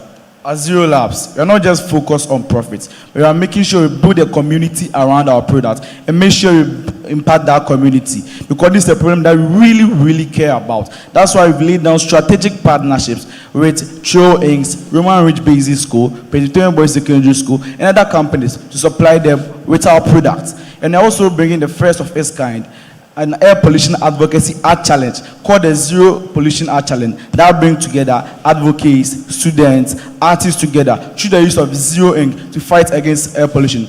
And recently, we just partnered with the University of Cape Coast School of Medicine to guide us in our research and also conduct spirometry tests. Now, let's talk about numbers. The cost of production of each Zero device is $18, and we are selling each device at $28, 50 USD cents. And also, the cost of production of each liter of Zero ink is $5, and we are selling each liter of ink for $12.20. We are also selling our gypsum bags for $9.75, and we are also offering maintenance and repair services for $23.47. And we are also asking for a seed investment of $30,000. Now I'm kidding. We are just asking for $12,185. And based on that, we are on record to make a year 3 revenue of $27,855, and $15,680 of that will be juicy profit. So judges, are you ready to turn pollution into profits? As Elon Musk recently said, an entrepreneur must make more than he takes. We believe very strongly in our CSR, and as such, we are frontline drivers of SDG number 3, good health and well-being, number 9, industry innovation and infrastructure, number 11, sustainable cities and communities, and number 12, responsible production and consumption. Judges, you've heard so many beautiful pitches, but the fact is, Zero Labs is presenting a solution to a problem which forms the bane of every other environmental problem that we face in our society, in our world. And as such, we ask that you are not just investing in a company, you are investing in the hearts and the minds and the passion of these 5 young gentlemen, and we are going to make an impact. Join us as we change pollution to profit, as we express ourselves through art, through the ink that we make. We are Zero Labs. And we turn pollution into possibility.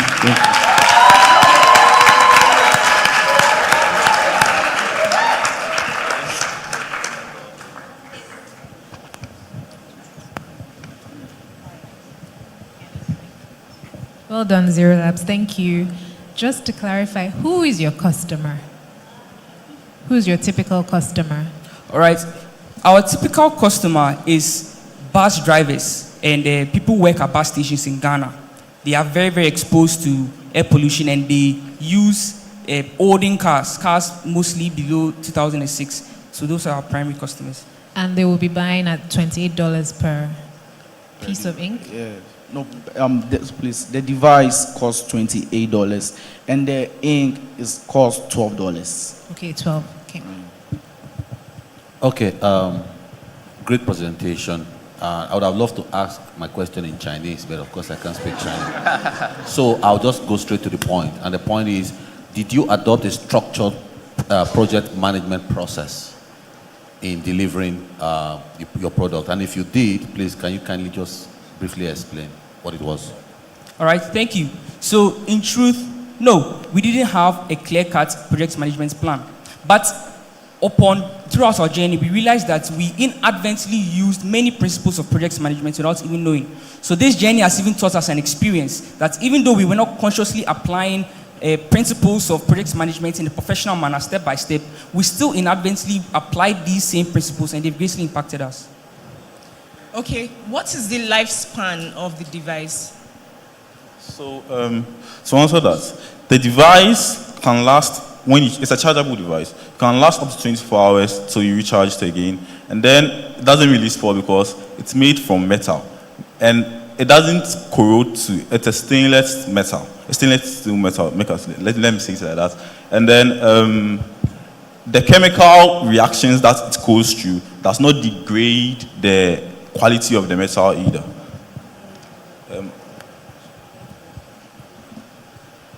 Okay. All right. Thank you so much for what you've presented. But I'm just curious, what does your product look like? Our product will be at our booth. Okay, because there was nothing on the screen. Okay. Yeah, so to be our booth, and you can come and see it and experience it. Thank you. Thank you, madam. Okay. So just another question from me. Just to follow up on what she said around the cost angle. For $28 is pretty expensive for the kind of guys you want to target. So do you have any plans to, say, partner with, I know you mentioned you have some partnership, but is there any plan to partner with, say, a regulator who deals with like smoke emissions and all, to help drive adoption for your product? All right, thank you. In truth, that aspect of our whole business makes or breaks the entire operation. Now, the truth is, many Ghanaian drivers are somewhat semi-literate and are not fully conscious of the environmental effects that it has on them, which is why our partnership with the University of Cape Coast School of Medical Sciences is very, very key to our plan. So we plan on conducting lung spirometry tests among these drivers, showing them directly how the suit impacts their health, giving them a direct incentive to actually purchase their device. Because you're right, without this knowledge, they won't really be incentivized to purchasing the device. So that's our main strategy to get that happen. Okay, great job, guys. How large is the product? Can we see it now?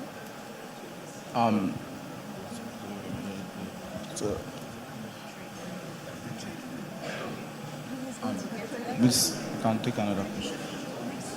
Any other questions whilst we wait?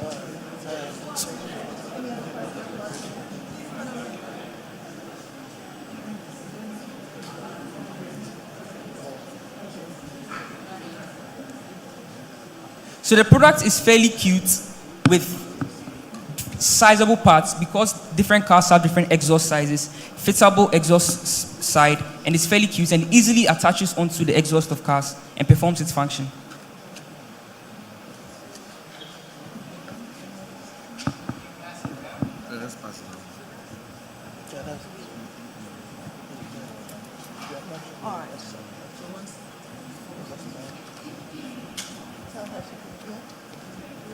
Yes, I know. Yeah, that's what I'm going to say. Yes. In Lagos, especially. Yes. No more questions.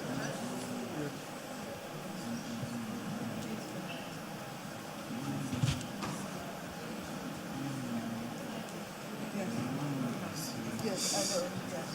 Yes. All right. Round of applause for Team Ghana, please. Thank you.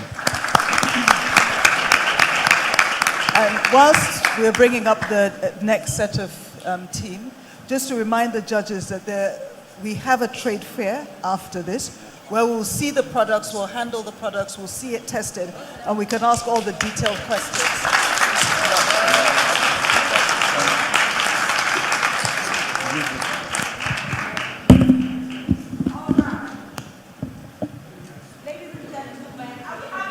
Time. Are we having a great time? Amazing. Team Ghana came with the energy. Amazing. You know, one of the judges wanted to see the product and fast. Before I could say Jack, I just saw the product here.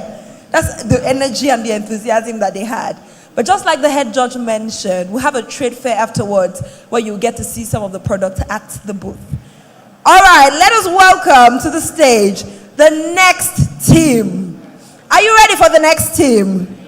Are you ready for the next team? Yeah. The next team is the host country for the 15th Company of the Year competition. Ladies and gentlemen, please welcome Team Nigeria!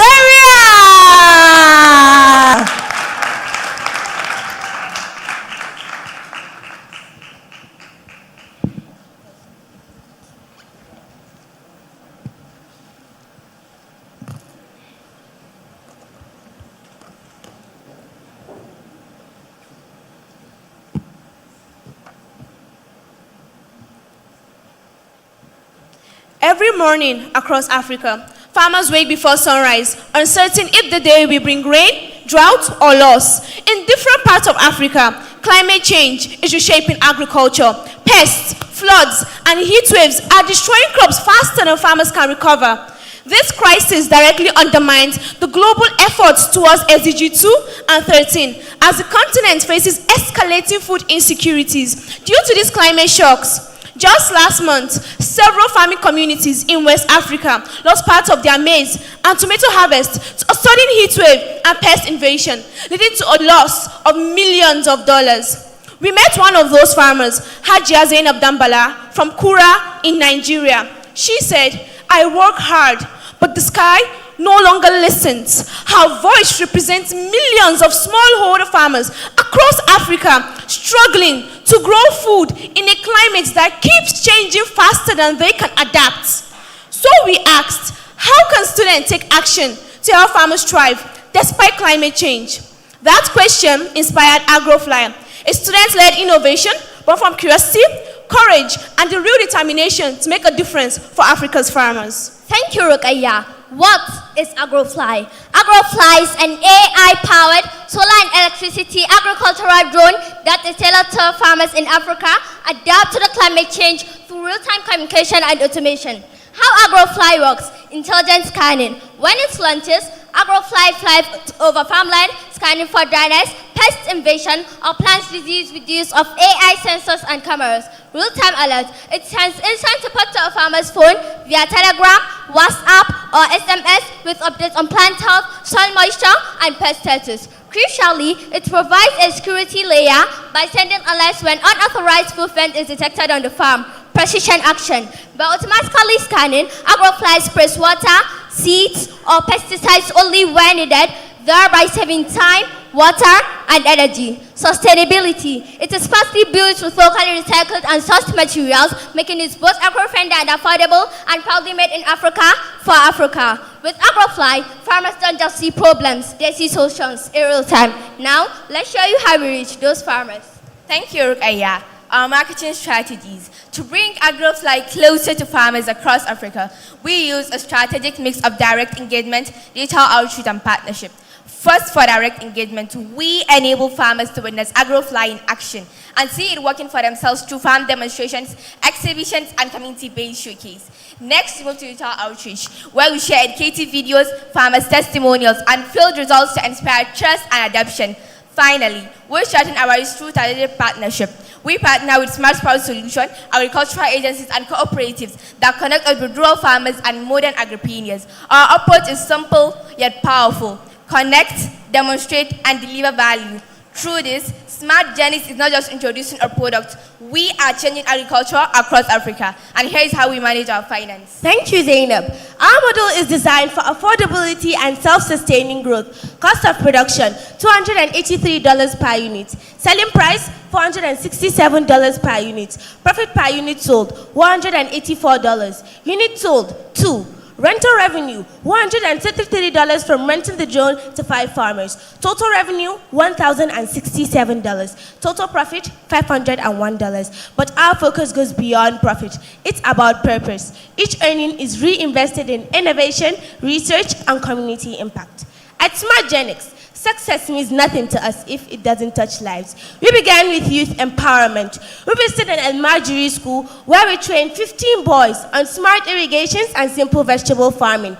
Within weeks, they harvested their first crops. Next, we moved on to community support. We visited an orphanage school where we taught the children how to grow their own food using small irrigation kits and seedlings. Finally, we took action for our planet through environmental conservation. We planted over 120 trees in our community to fight deforestation and promote a greener environment. For us, this isn't just CSR, it's climate transformation in action. Thank you, Khadija. At SmartGenix, innovation doesn't stop at one project. It builds a future. Our sustainability plan is based on 3 pillars. Firstly, under environment, we are reducing chemical waste and promoting reforestation through biodegradable drone materials and solar charging stations. Secondly, for economic sustainability, we are empowering smallholder farmers through our lease-to-own models, creating new youth employment opportunity. Thirdly, our education pillar ensures that innovation continues through our partnership with Smart Sprout Solution. We mentor young inventors and tech-minded students, guiding them to develop climate-smart ideas. Together, we are not just addressing a problem. We are students taking action for climate transformation. Thank you.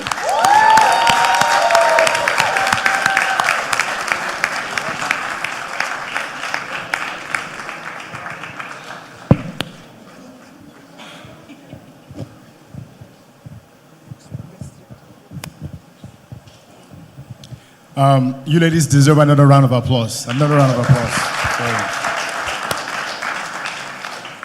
The minister said earlier about confidence. And what I love about this team is how you started off with an amazing energy and that was maintained all through. And it kind of reminds me of, on my way here, I saw like an ad somewhere, I think where was it, Lagos or Abuja, that says something along the lines of like, you know, a drummer excites, but a band elevates. And you guys as a team are elevating. So I have to thank you for that. Thank you, sir. You started off by talking about how this is a pervasive issue right across West Africa, right? And I know your base is in Kano, I believe, right? How do you scale this? Because this is a major issue. So how do you scale this beyond Kano? How do you get the word out there, right? Because you guys are showing some early wins, right, from the numbers. So how do you scale this? Okay, Thank you, sir. That should be on our marketing strategies, right? Thank you. I'll let the marketing manager to explain more on that. Okay, we intend to collaborate with more farmers, and we are also in partnership with some companies because of our mother company, Smart Sport Solution. All right, thank you. It wasn't all smooth sailing for you, right? You had challenges. So I want to ask a particular question, and the question is, how did you manage your stakeholders? Because you mentioned a lot of, the Amajiri boys, the farmers, the women in the. How did you manage your stakeholders? That's one. And then two, did you use any structured management, project management approach in delivering your solution? Thank you for that question, sir. The first question says, how were we able to manage how we were going for field tests, going to train boys, and also... Okay, thank you, sir. Okay, thank you, sir. One of the major challenges we faced, of course, was time management. Since, of course, we are students, we are classroom students. So having to also focus on our academics and also going out for field tests was a major challenge. But thanks to our mentors and also our principal of our head of schools for giving us that time to be able to cut through our academics and also have time for going on to the tests, the field tests and CSR activities. Thank you. In terms of leasing the drone, is it a community that leases or a group of 5 smallholder farmers? How does that work? Just in terms of affordability, I'm trying to do the numbers. So is it a community that leases or a number of smallholder farmers that come together to lease? The lease to drone models, we are the ones who do the leasing to the farmers. If a farmer comes and says he wants to purchase our products, but at hand he doesn't have that amount of money to pay a full, so we lease to him whereby it's a 1 month. So he divides the money into 4 weeks. So at the end of each week, he's able to pay the certain amount of money. Okay, thank you, ladies. The AI technology is new. So how do you intend to be able to disseminate this and interact with the local communities that you'll be dealing with? And the drone is meant to water, right? It's meant to water the farmlands. Is that what it's meant to do? It's meant to... What's the function of the drone? Thank you for that question, Mar. The functions of the drone is that 1, it sprays pesticides, seeds, and water precisely. It scans for dryness, pest invasion. After scanning, it sends insert report to a farmer's phone via online and offline. It's also... Just pause. Just hold it there. So I get it. It's meant to spray water. It's meant to spray pesticides. And it's new. So how will you communicate this in an understandable manner for the farmers to agree with you to use it? Thank you for that question, Matt. That was even one of the challenges you also faced, having to bring, of course, AI is a new technology, and these farmers are not that broad in the knowledge of AI. So the key marketing strategy that helped us was the live demonstrations. If you come on farms, farmers don't even want to listen to what we have to say. So the best thing we do is that we just put the drone on the ground, show them how it works. So by doing that, they are able to see by themselves what all the functions the drone can do and how it can help them on their farmlands. Yes, sir, we will. Okay, no problem, sir, we will. Okay, so you mentioned that images scanned and information is sent to their WhatsApp, Telegram, social media, right? Can you talk about that integration? How is information sent from the drone to their WhatsApp and Telegram? You mentioned that it sends updates to the farmers' WhatsApp and Telegram. Am I correct? So, thank you for that question, sir. The question was, can you please come again? Would love to come again. Unfortunately, the time is up. Please, can you celebrate Team Nigeria? Thank you so much. Thank you so much. But what we will do is that at the booth, when we go around for inspection, they would still be, the judges will come around, and if there's that possibility, they would also interact with you. Can you please again celebrate Team Nigeria? Thank you so much, Team Nigeria. Please exit the stage. Thank you. I like that energy. See the shakara, they still say bye. See you later. All right, see you later. Ladies and gentlemen, we're moving on to the final team for today. So we've mentioned Rwanda, Mauritius, Zambia, South Africa, Uganda, Ghana, Nigeria. Do you know which team is remaining? Which one is outstanding? All right, you got it right. Please welcome to the stage, Team Eswatini.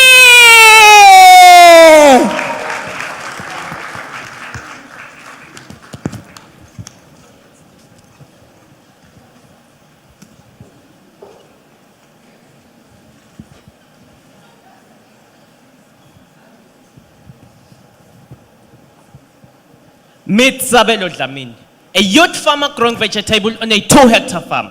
He spent approximately $466 per month on fertilizer and water. Just last year, he made a revenue of $8,734.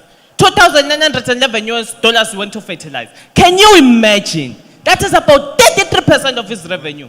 We also found that there are more farmers in Eswatini with the same plight. All protocol observed. I am Matatagiti, the CEO of an IQ team. With me is the COO, Sales and Marketing Manager, and the CFO. We are all ICT students. We are here to present proof of what happens when creativity and data meet the soul. We listened to farmers like Sabelo. We saw their pain and designed a plant IQ system that detects the moisture, plant nutrients, and whether to optimize irrigation and fertigation. Our target markets include small and large-scale farmers, schools and institutions. Our market research involved 220 participants across Eswatini. The findings reveal that awareness of Kwakanya plant's IQ system is relatively high, with 72% respondent already familiar with it. Among current pain points, 67% respondent reported excessive water and fertilizer wastage as a major challenge, while 84% show strong interest in adopting our Kwakanya plant's IQ system. From the outset, the system combines smart irrigation and fertigation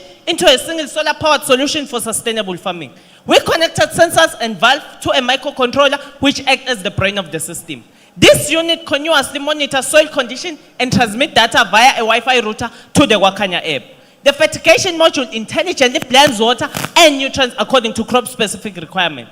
This ensures that plants are not only irrigated but also nourished with precision. Farmers can receive alert, monitor live soil condition data, control fertigation and irrigation remotely, while the system ensures waste-free operation by detecting leaks and blockages. The production process cut through the following stages: brainstorming and planning, development and production, quality assurance, and lastly, distribution and maintenance. We initiated the projects by defining clear goals and leadership roles, then planned collaboration with shareholders, securing a $347 project. During execution, we built the system and a smart app, saving over 90,000 liters of water and generating $694 in revenue. Monitoring include weekly updates and role-based oversights. The project ended up with a final evaluation, dividend distribution, and preparation of team members for future ventures. The system drives a sustainable innovation solution across the track, innovation and technology. It also aligns with SDG number 2, number 9, and number 13. The system improved agricultural efficiency and productivity. Fertigation and irrigation costs dropped by 33%. Most notably, crop yield increased by 40%, demonstrating the system effectiveness in conserving resources while boosting harvest. To market our system, we use direct engagements at school events, agricultural fairs, and family functions. We also place posters on school billboards, leaflets in community shops, and business cards featuring contact details and visuals of the system. Digital platforms such as WhatsApp and Facebook were used to reach a broader clientele. Financially, Wakanya is solid. In 2 months of production, we raised $347 as the startup capital. Total sales were $694. Expenses were $465. Net profit was $150.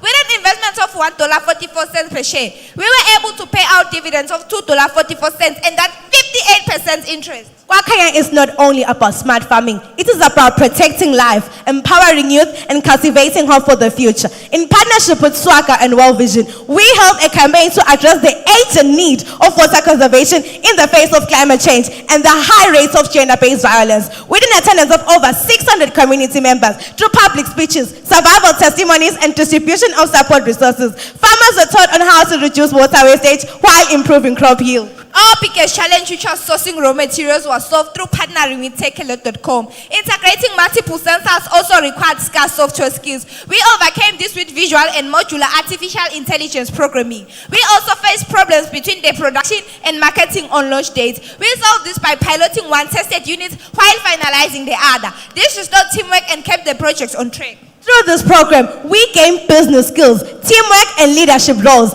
Balancing schoolwork with business operation taught us the value of empathy, communication, and focus on our shared goals. Thank you to our dear facilitator who guided us up to this far. Today, the Wakanya Plan IQ system is more than a tech solution, but it is a symbol of what is possible when data and creativity meet the soil. Together, we are the Wakanya Plan IQ team.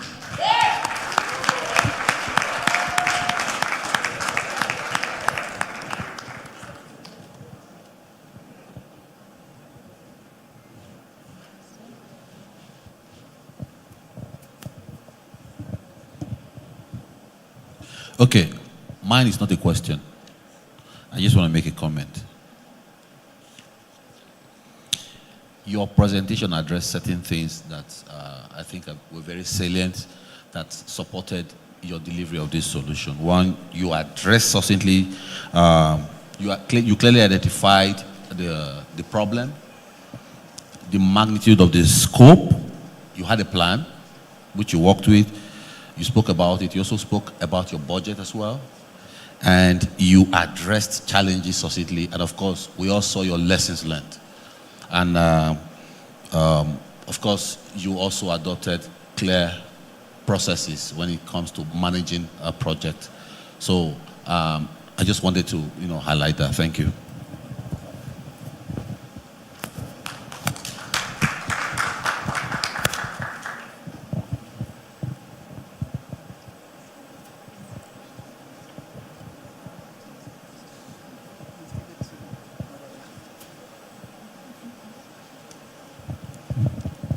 Yeah, thank you. So my question is not so much about the particular product. It's more around just generally speaking. Because again, I'm always interested in the journey of the entrepreneur. You guys are young entrepreneurs, right? What has been the single biggest thing you've learned about yourself through this whole process?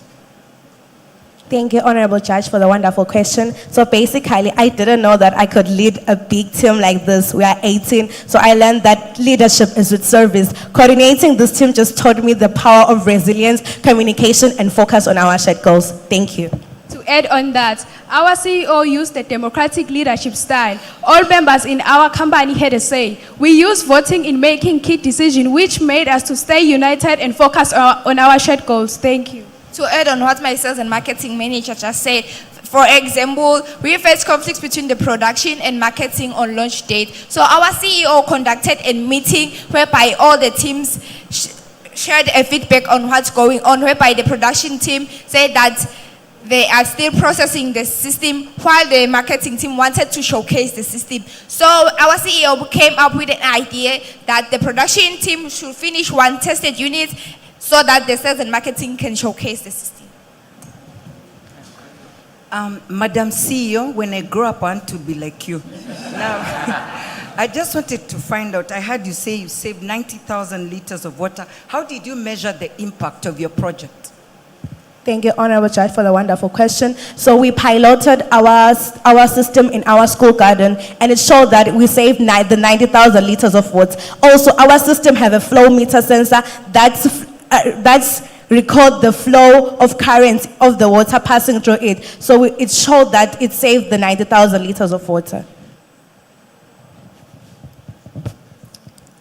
Hi, thank you so much for the brilliant presentation. I was just wondering, have you had any moments where the advice from the AI was different to what the farmers' ideas were, and how did you deal with that? I would like to pass that to my COO. Thank you, my CEO, for this opportunity. Please elaborate your question. Yeah, have you had any moments where the advice from the AI, so your solution, gave out a different suggestion to what the farmer thinks? So basically, our AI is 99.9%, which gives accurate results. We haven't gone wrong on that position. My question is, and good job. My question is, what was the most valuable feedback you got from the farmers on your product to help you improve the product? What was the most valuable feedback you got from the farmers or from where you tested your kit? Thank you, wonderful judge, for asking that question. The feedback that we got from the farmers who bought our system was very amazing, as they said that they are able to do other things instead of doing irrigation and fertigation manually. They are able to attend events. For example, I'm here in Nigeria, but using our Wakanya app, I can irrigate my garden in Eswatini and fertigate it. Thank you. Also, to add on that, Mr. Ngumalo and an irrigation officer from the Ministry of Agriculture improved after reviewing our system that it is fit for use, and he recommended farmers to buy and use the system. He further said that the system is sustainable, cost-effective, and efficient.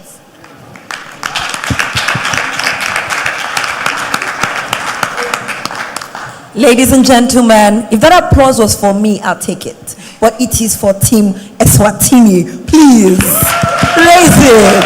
Thank you. Thank you so much. Thank you so much. And now I want us to do an umbrella applause for all the teams. Well done, well done, well done. You've done so well. You know, yesterday there were messages, and I said something that the teams will inspire us today. And you see that they did inspire us, you know, just by how they were able to coordinate themselves. The last team, Eswatini, you could hear the team members say, my CEO was democratic, my CEO will do a meeting. My goodness, there's so much to learn from them. So thank you for all the work that you've done, all the students. I celebrate you, and JA Africa definitely celebrates you. All right, so the judges are going to go ahead with compiling the results.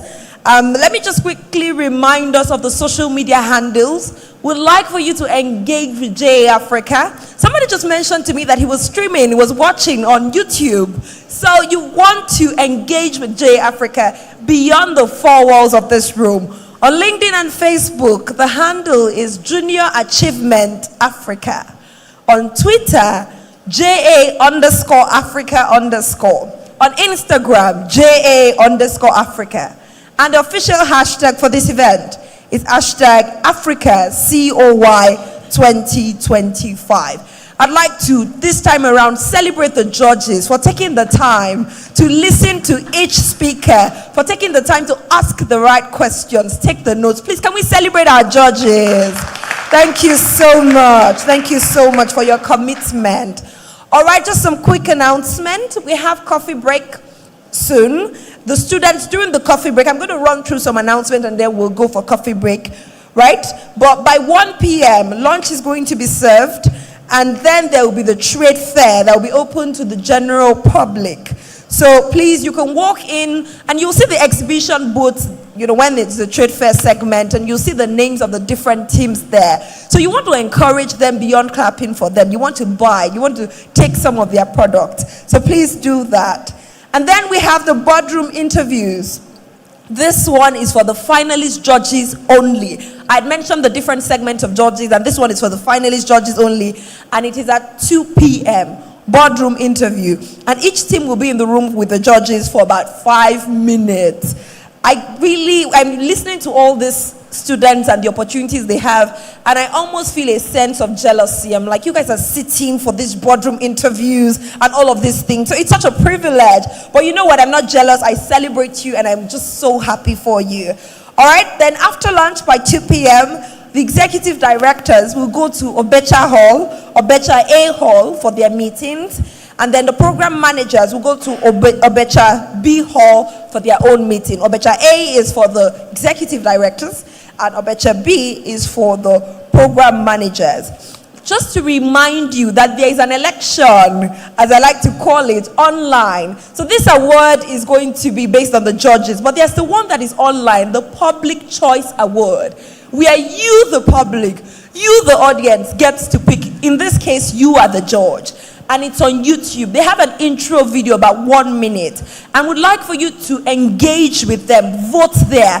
Vote, view, like, comment. Because the team that has the highest views, likes, engagement will win. It's the Public Choice Award. So go and vote for your favorite team commercial. And voting ends at 12 p.m. tomorrow. So please, if you go there by 1 p.m. tomorrow, it's late. If you go by 12:01, it is late. So you want to go early and you want to go and vote for your favorite team. Support is not by mouth. You know, it's not enough to say that I support you, I'm with you, and you're not voting for them. You need to go and vote for your favorite teams. All right. And then, when are we going to find out the results? Because I think that's a question on the hearts of a lot of people. All this voting, who is the winner? Tomorrow, 6 p.m. That's the time we're going to find out during the award ceremonies. So please be here for the award ceremony by 6 p.m. I'd like to quickly thank our sponsors for giving us this opportunity to have this event, the 15th JA Africa Company of the Year competition. And this event is made possible because of the work of our sponsors. I'd like to thank again our headline sponsors, FedEx. Please, the energy for our sponsors. The Project Management Institute Educational Foundation. First Bank of Nigeria. Our platinum sponsors, Delta Airlines, Bank of America, Kuda Microfinance Bank. Our gold sponsors, Boeing, Entrepreneurs Organization, and of course our media sponsor, our media partner, What Media Group. Thank you so much. So we'll find out who the winners are tomorrow. As we leave, we go for the coffee break. The students should please, as soon as we close here, students should please go to their booths, and then the judges, the JA Worldwide CEO, the JA Africa CEO, and other guests are also allowed at the booth.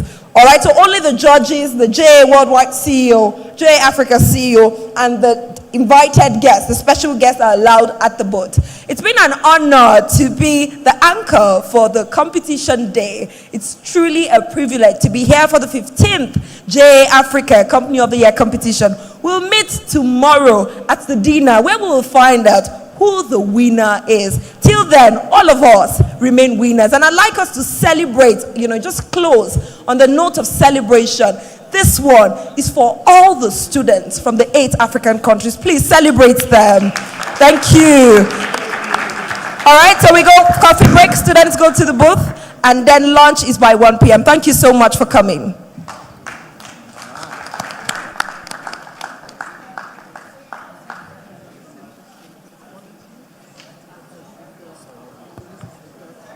So now we have the trade fair, and then we have the lunch at 1.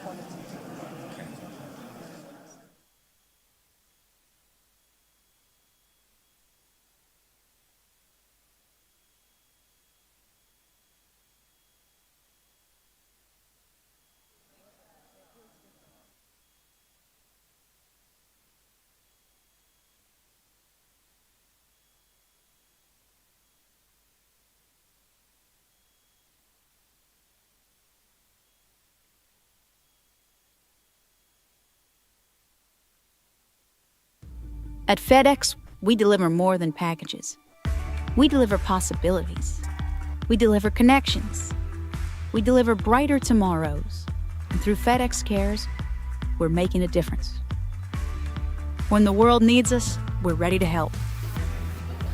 Delivering for good means providing hope when it's needed most. From transporting aid during disasters to helping animals in crisis, we step in with support and action, using the power of our network and people. Every shipment we make carries more than supplies. It carries the message, you're not alone. Everybody's working together, everybody's understanding, and just very appreciative. It's part of the reason why we do it, An idea is just a dream until someone believes in it. Empowering entrepreneurs means giving small business owners the resources, training, and opportunities they need to thrive. From mom and pop shops to startups changing the world, we stand behind the innovators, the dreamers, the doers, because their success is our success.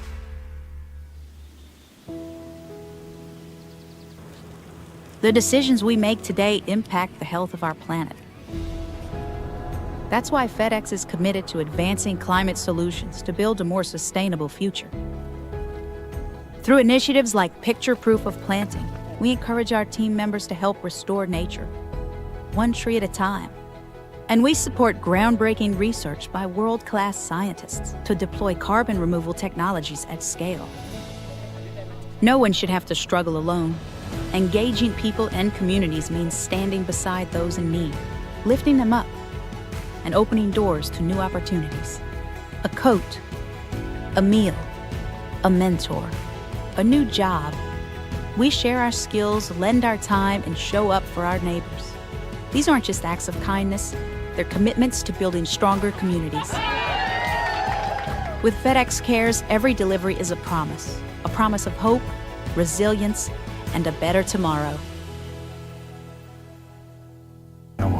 Our educational foundation has grown from just making a contribution to the organization to being a true worldwide influence on the way we're educating our young people today. 35 years ago, Jim Snyder answered an important call to bring the dream of advancing project management and education into reality. And in 1990, PMI-EF was born. With groundbreaking research and community dedication, we brought our vision to life. Through scholarships, endowed professorships, and research grants to support the project, we could impact more lives by empowering the next generation of project education. To launching our high school initiative and introducing students to project management with dedicated digital resources, we reached more people than ever. Eventually, our passion to make a difference blossomed into a focused strategy centered on youth education, scholarships, and youth-serving nonprofit support. This strategic shift allowed us to surpass $2.3 million in program investments and offer scholarships for both students and aspiring project professionals that provide global access to project management education. Since then, PMI-EF has matured into a foundation that delivers on its mission of youth empowerment, transformation, and apply the same skills in whatever industry you're in. It teaches you to turn wishes into actual dreams come true. I'm so happy that the collaboration between F1 in schools and PMIF happened, because it's an opportunity for all students to learn about project management, and this is a key skill that everyone needs. Kids our age, they usually have the drive to do more, and I think organizations like JA and PMI, you just give young leaders the tools to step up and expand their skills. I would like to say thank you to PMIF and its donors for helping us as an organization to strengthen our processes and our own skills to further enrich the nation. I see all sorts of great things happening as a result of the collaboration that we've had with PMIEF, and I am most grateful and thankful to PMIEF for helping us in this way. Partnerships that allowed us to reach 9.9 million youth enablements and 2.1 million awarded scholarships later. We have more to celebrate than ever. But we're not just celebrating our past. We're building our future through a dedicated volunteer network that spans the globe and ever-expanding nonprofit partnerships. PMI-EF will continue to support youth worldwide with nearly 10 million cumulative youth enablements created, empowering them to connect, grow, and become the leaders we need. We thank all PMI-EF supporters, without whom this celebration of impact would not be possible. Congratulations, PMI-EF. Here's to 35 more years of elevating our world through project success, starting with youth.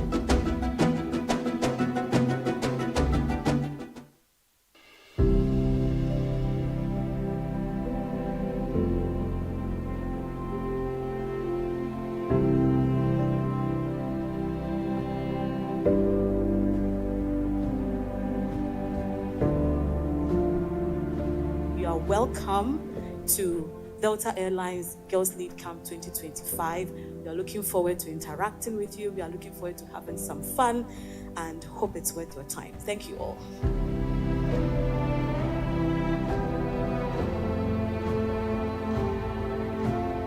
Angel, would you like to explain to us what you've learned exactly? We had a session on emotional intelligence, and as a leader, I was aware about self-awareness and how my emotions and the way I control myself actually affects the other people I lead. But then also we had a time to get to talk to the women in tech, and they really inspired me. Like they said, tech gives you the 360 view of life.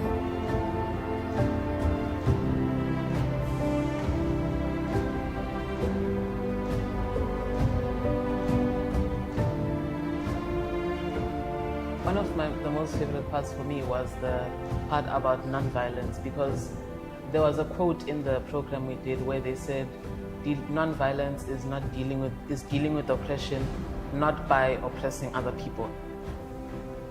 The girls learned about goal setting, being disciplined and intentional in creating their personal brand, how they should brand themselves online. They learned about the core tenets of women in entrepreneurship and how to pursue your passion and explore your purpose and the unique value you bring to the world. You know, opportunities like these are rare, and I'm very grateful for like Africa, Delta, and LEAD, you know. Their mission to like empower 10 million girls, you know, it's not far-fetched, because if you think about it, they're influencing us, right? But we're also like inspiring other girls as well through this, because at home and at school, people are like looking at us. And I would like to thank Delta Airlines and all the other organizations that were there to support us girls into getting to know who we are better and getting to learn about our emotional intelligence, our leadership skills, and empower us into better people and better women that can create solutions to our communities today. We just finished having an amazing discussion at the Delta Lead Camp, where we empower the young girls to go for what they want to do in life. And I feel like things like this should be encouraged in every country, because it's important to empower the girl child to become who they want to be in future. And I'm for it.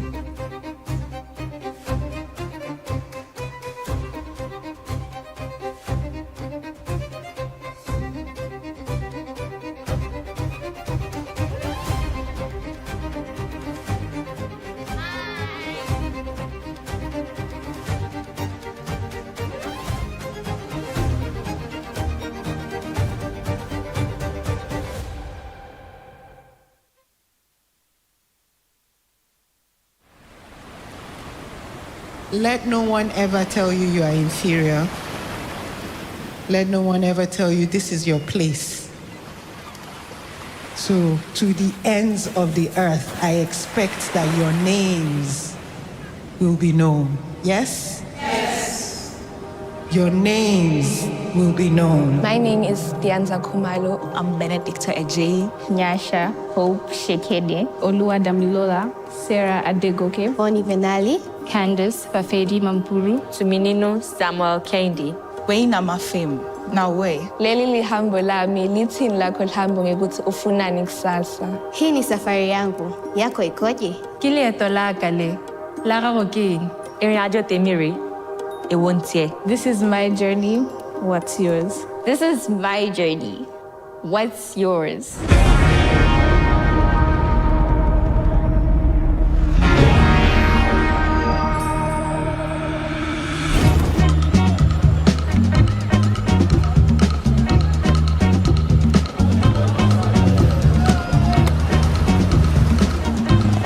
We have so many dialects in Ghana. In Twi language, we say Akwaba, which means you are welcome to Ghana. So all of you, you are welcome.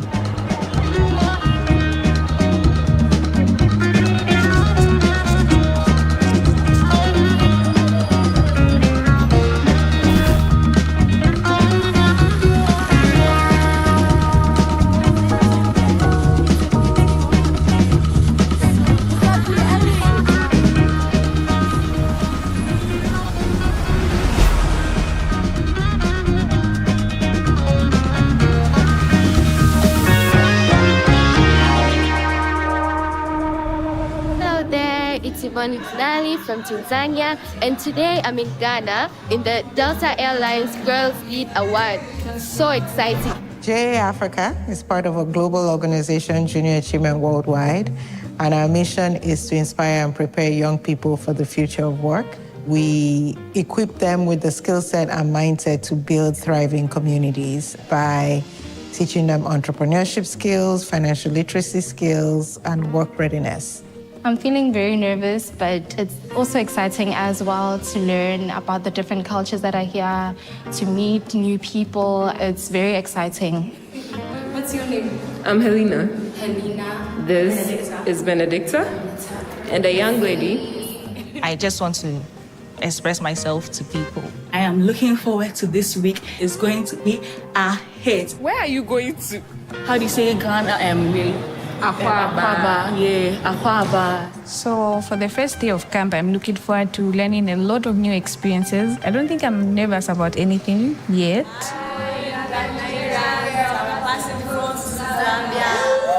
It's looking fun. I met a lot of people. I met people who have become automatic friends. It's going to be a fulfilling week. The program is developing the confidence of the girls. They're really coming into their own. We need to build on that. How do you prepare young Nigerians, young Ghanaians, young Kenyans, young Zambians to be able to work anywhere in the world? It's our mission to make sure our young people are well equipped for that. We're girls with big dreams, and we have been given this opportunity so that we get inspired and also inspire other girls. I'm definitely going to be the greatest leader in the tech world. Like, watch me, watch my story. Every day when I look myself in the mirror, I say, baby girl, you can do it. You're a shining star. You can do it, babes. My dream job is to become a very successful businesswoman. I'm looking forward to motivate other children, like other young girls. Maybe one day I'll go to their school, motivate them. I just love positivity. I would love to teach people how to always carry positive energy no matter what's going on around in your life. When I grow up, I want to be a cardiologist because my sister was born with a heart specialty, and I'd also love to help other children. I aspire to be a person who creates change for the children in my community. As girls, I feel like we're capable of doing great things in this world and bring up more solutions to the community. What I want to do when I grow up is become a dermatologist because I am very interested in helping people. I have a skin condition called eczema, and it really touches my heart that people can't be able to help themselves. I want to become that person that can be able to touch other people's lives. The women that I've listened to, I'm really inspired by all their stories. In a world dominated by men, it's very difficult to find jobs that are designated for women, and I'm just really inspired by all their stories. I see myself in them. They have big dreams, and they think their dreams are bigger than what they can achieve. And so being able to tell them that, no, it's not that big, it's not that hard, and you can totally do it, is really inspiring for me still. You don't judge a book by its cover just because of what you think it is. There's always more to a person than what meets the eye. Wanya kom na me pera me kasa kakra. It's wanya kom na te me me kasa bi. Na me pera me kanu. Me pera me ka brofu kakra me ma kanu bro fante. At long last, the battle has ended.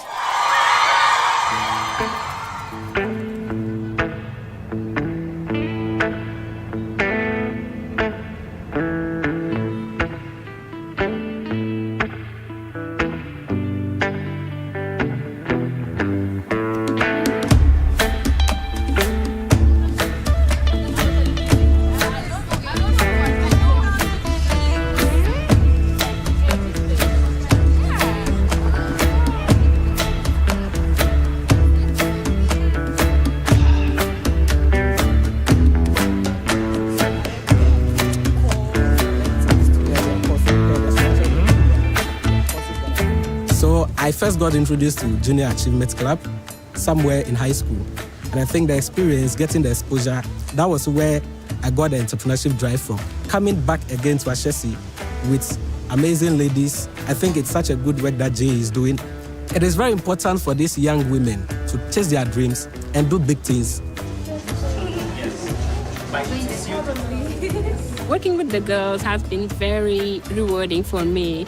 Just seeing the girls be inspired, be motivated, and be exposed to careers that they can potentially do. I grew up just like them here in West Africa with not a whole lot of opportunity, and I wish I had this when I was their age. I wish somebody would come and talk to me and expose me to more things that I thought was possible. And I'm pretty sure this is an opportunity they will remember for the rest of their life, and I hope that they will one day pay it forward. Boomslang, dan die boomhang, boomhang. Skak my boeglang, boeglang. Voor die boomslang, boomslang. En ik zeg hoya, hoya, hoya, hoya, hoya, hoya, hoya, hoya.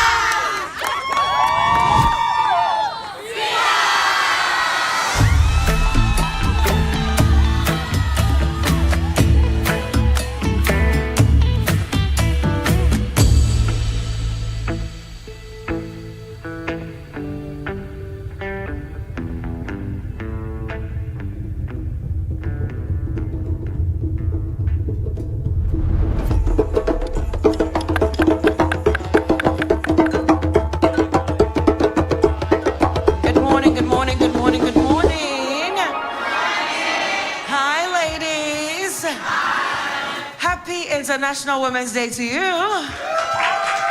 I'm rather excited because today is not just International Women's Day. Today happens to be the graduation camp for Lead Camp. Are you excited about that? I'm a leader, and so are you. Every girl in this room has the power to do something amazing. To my sisters in this room, believe in yourself because I believe in you. Let's go change the world.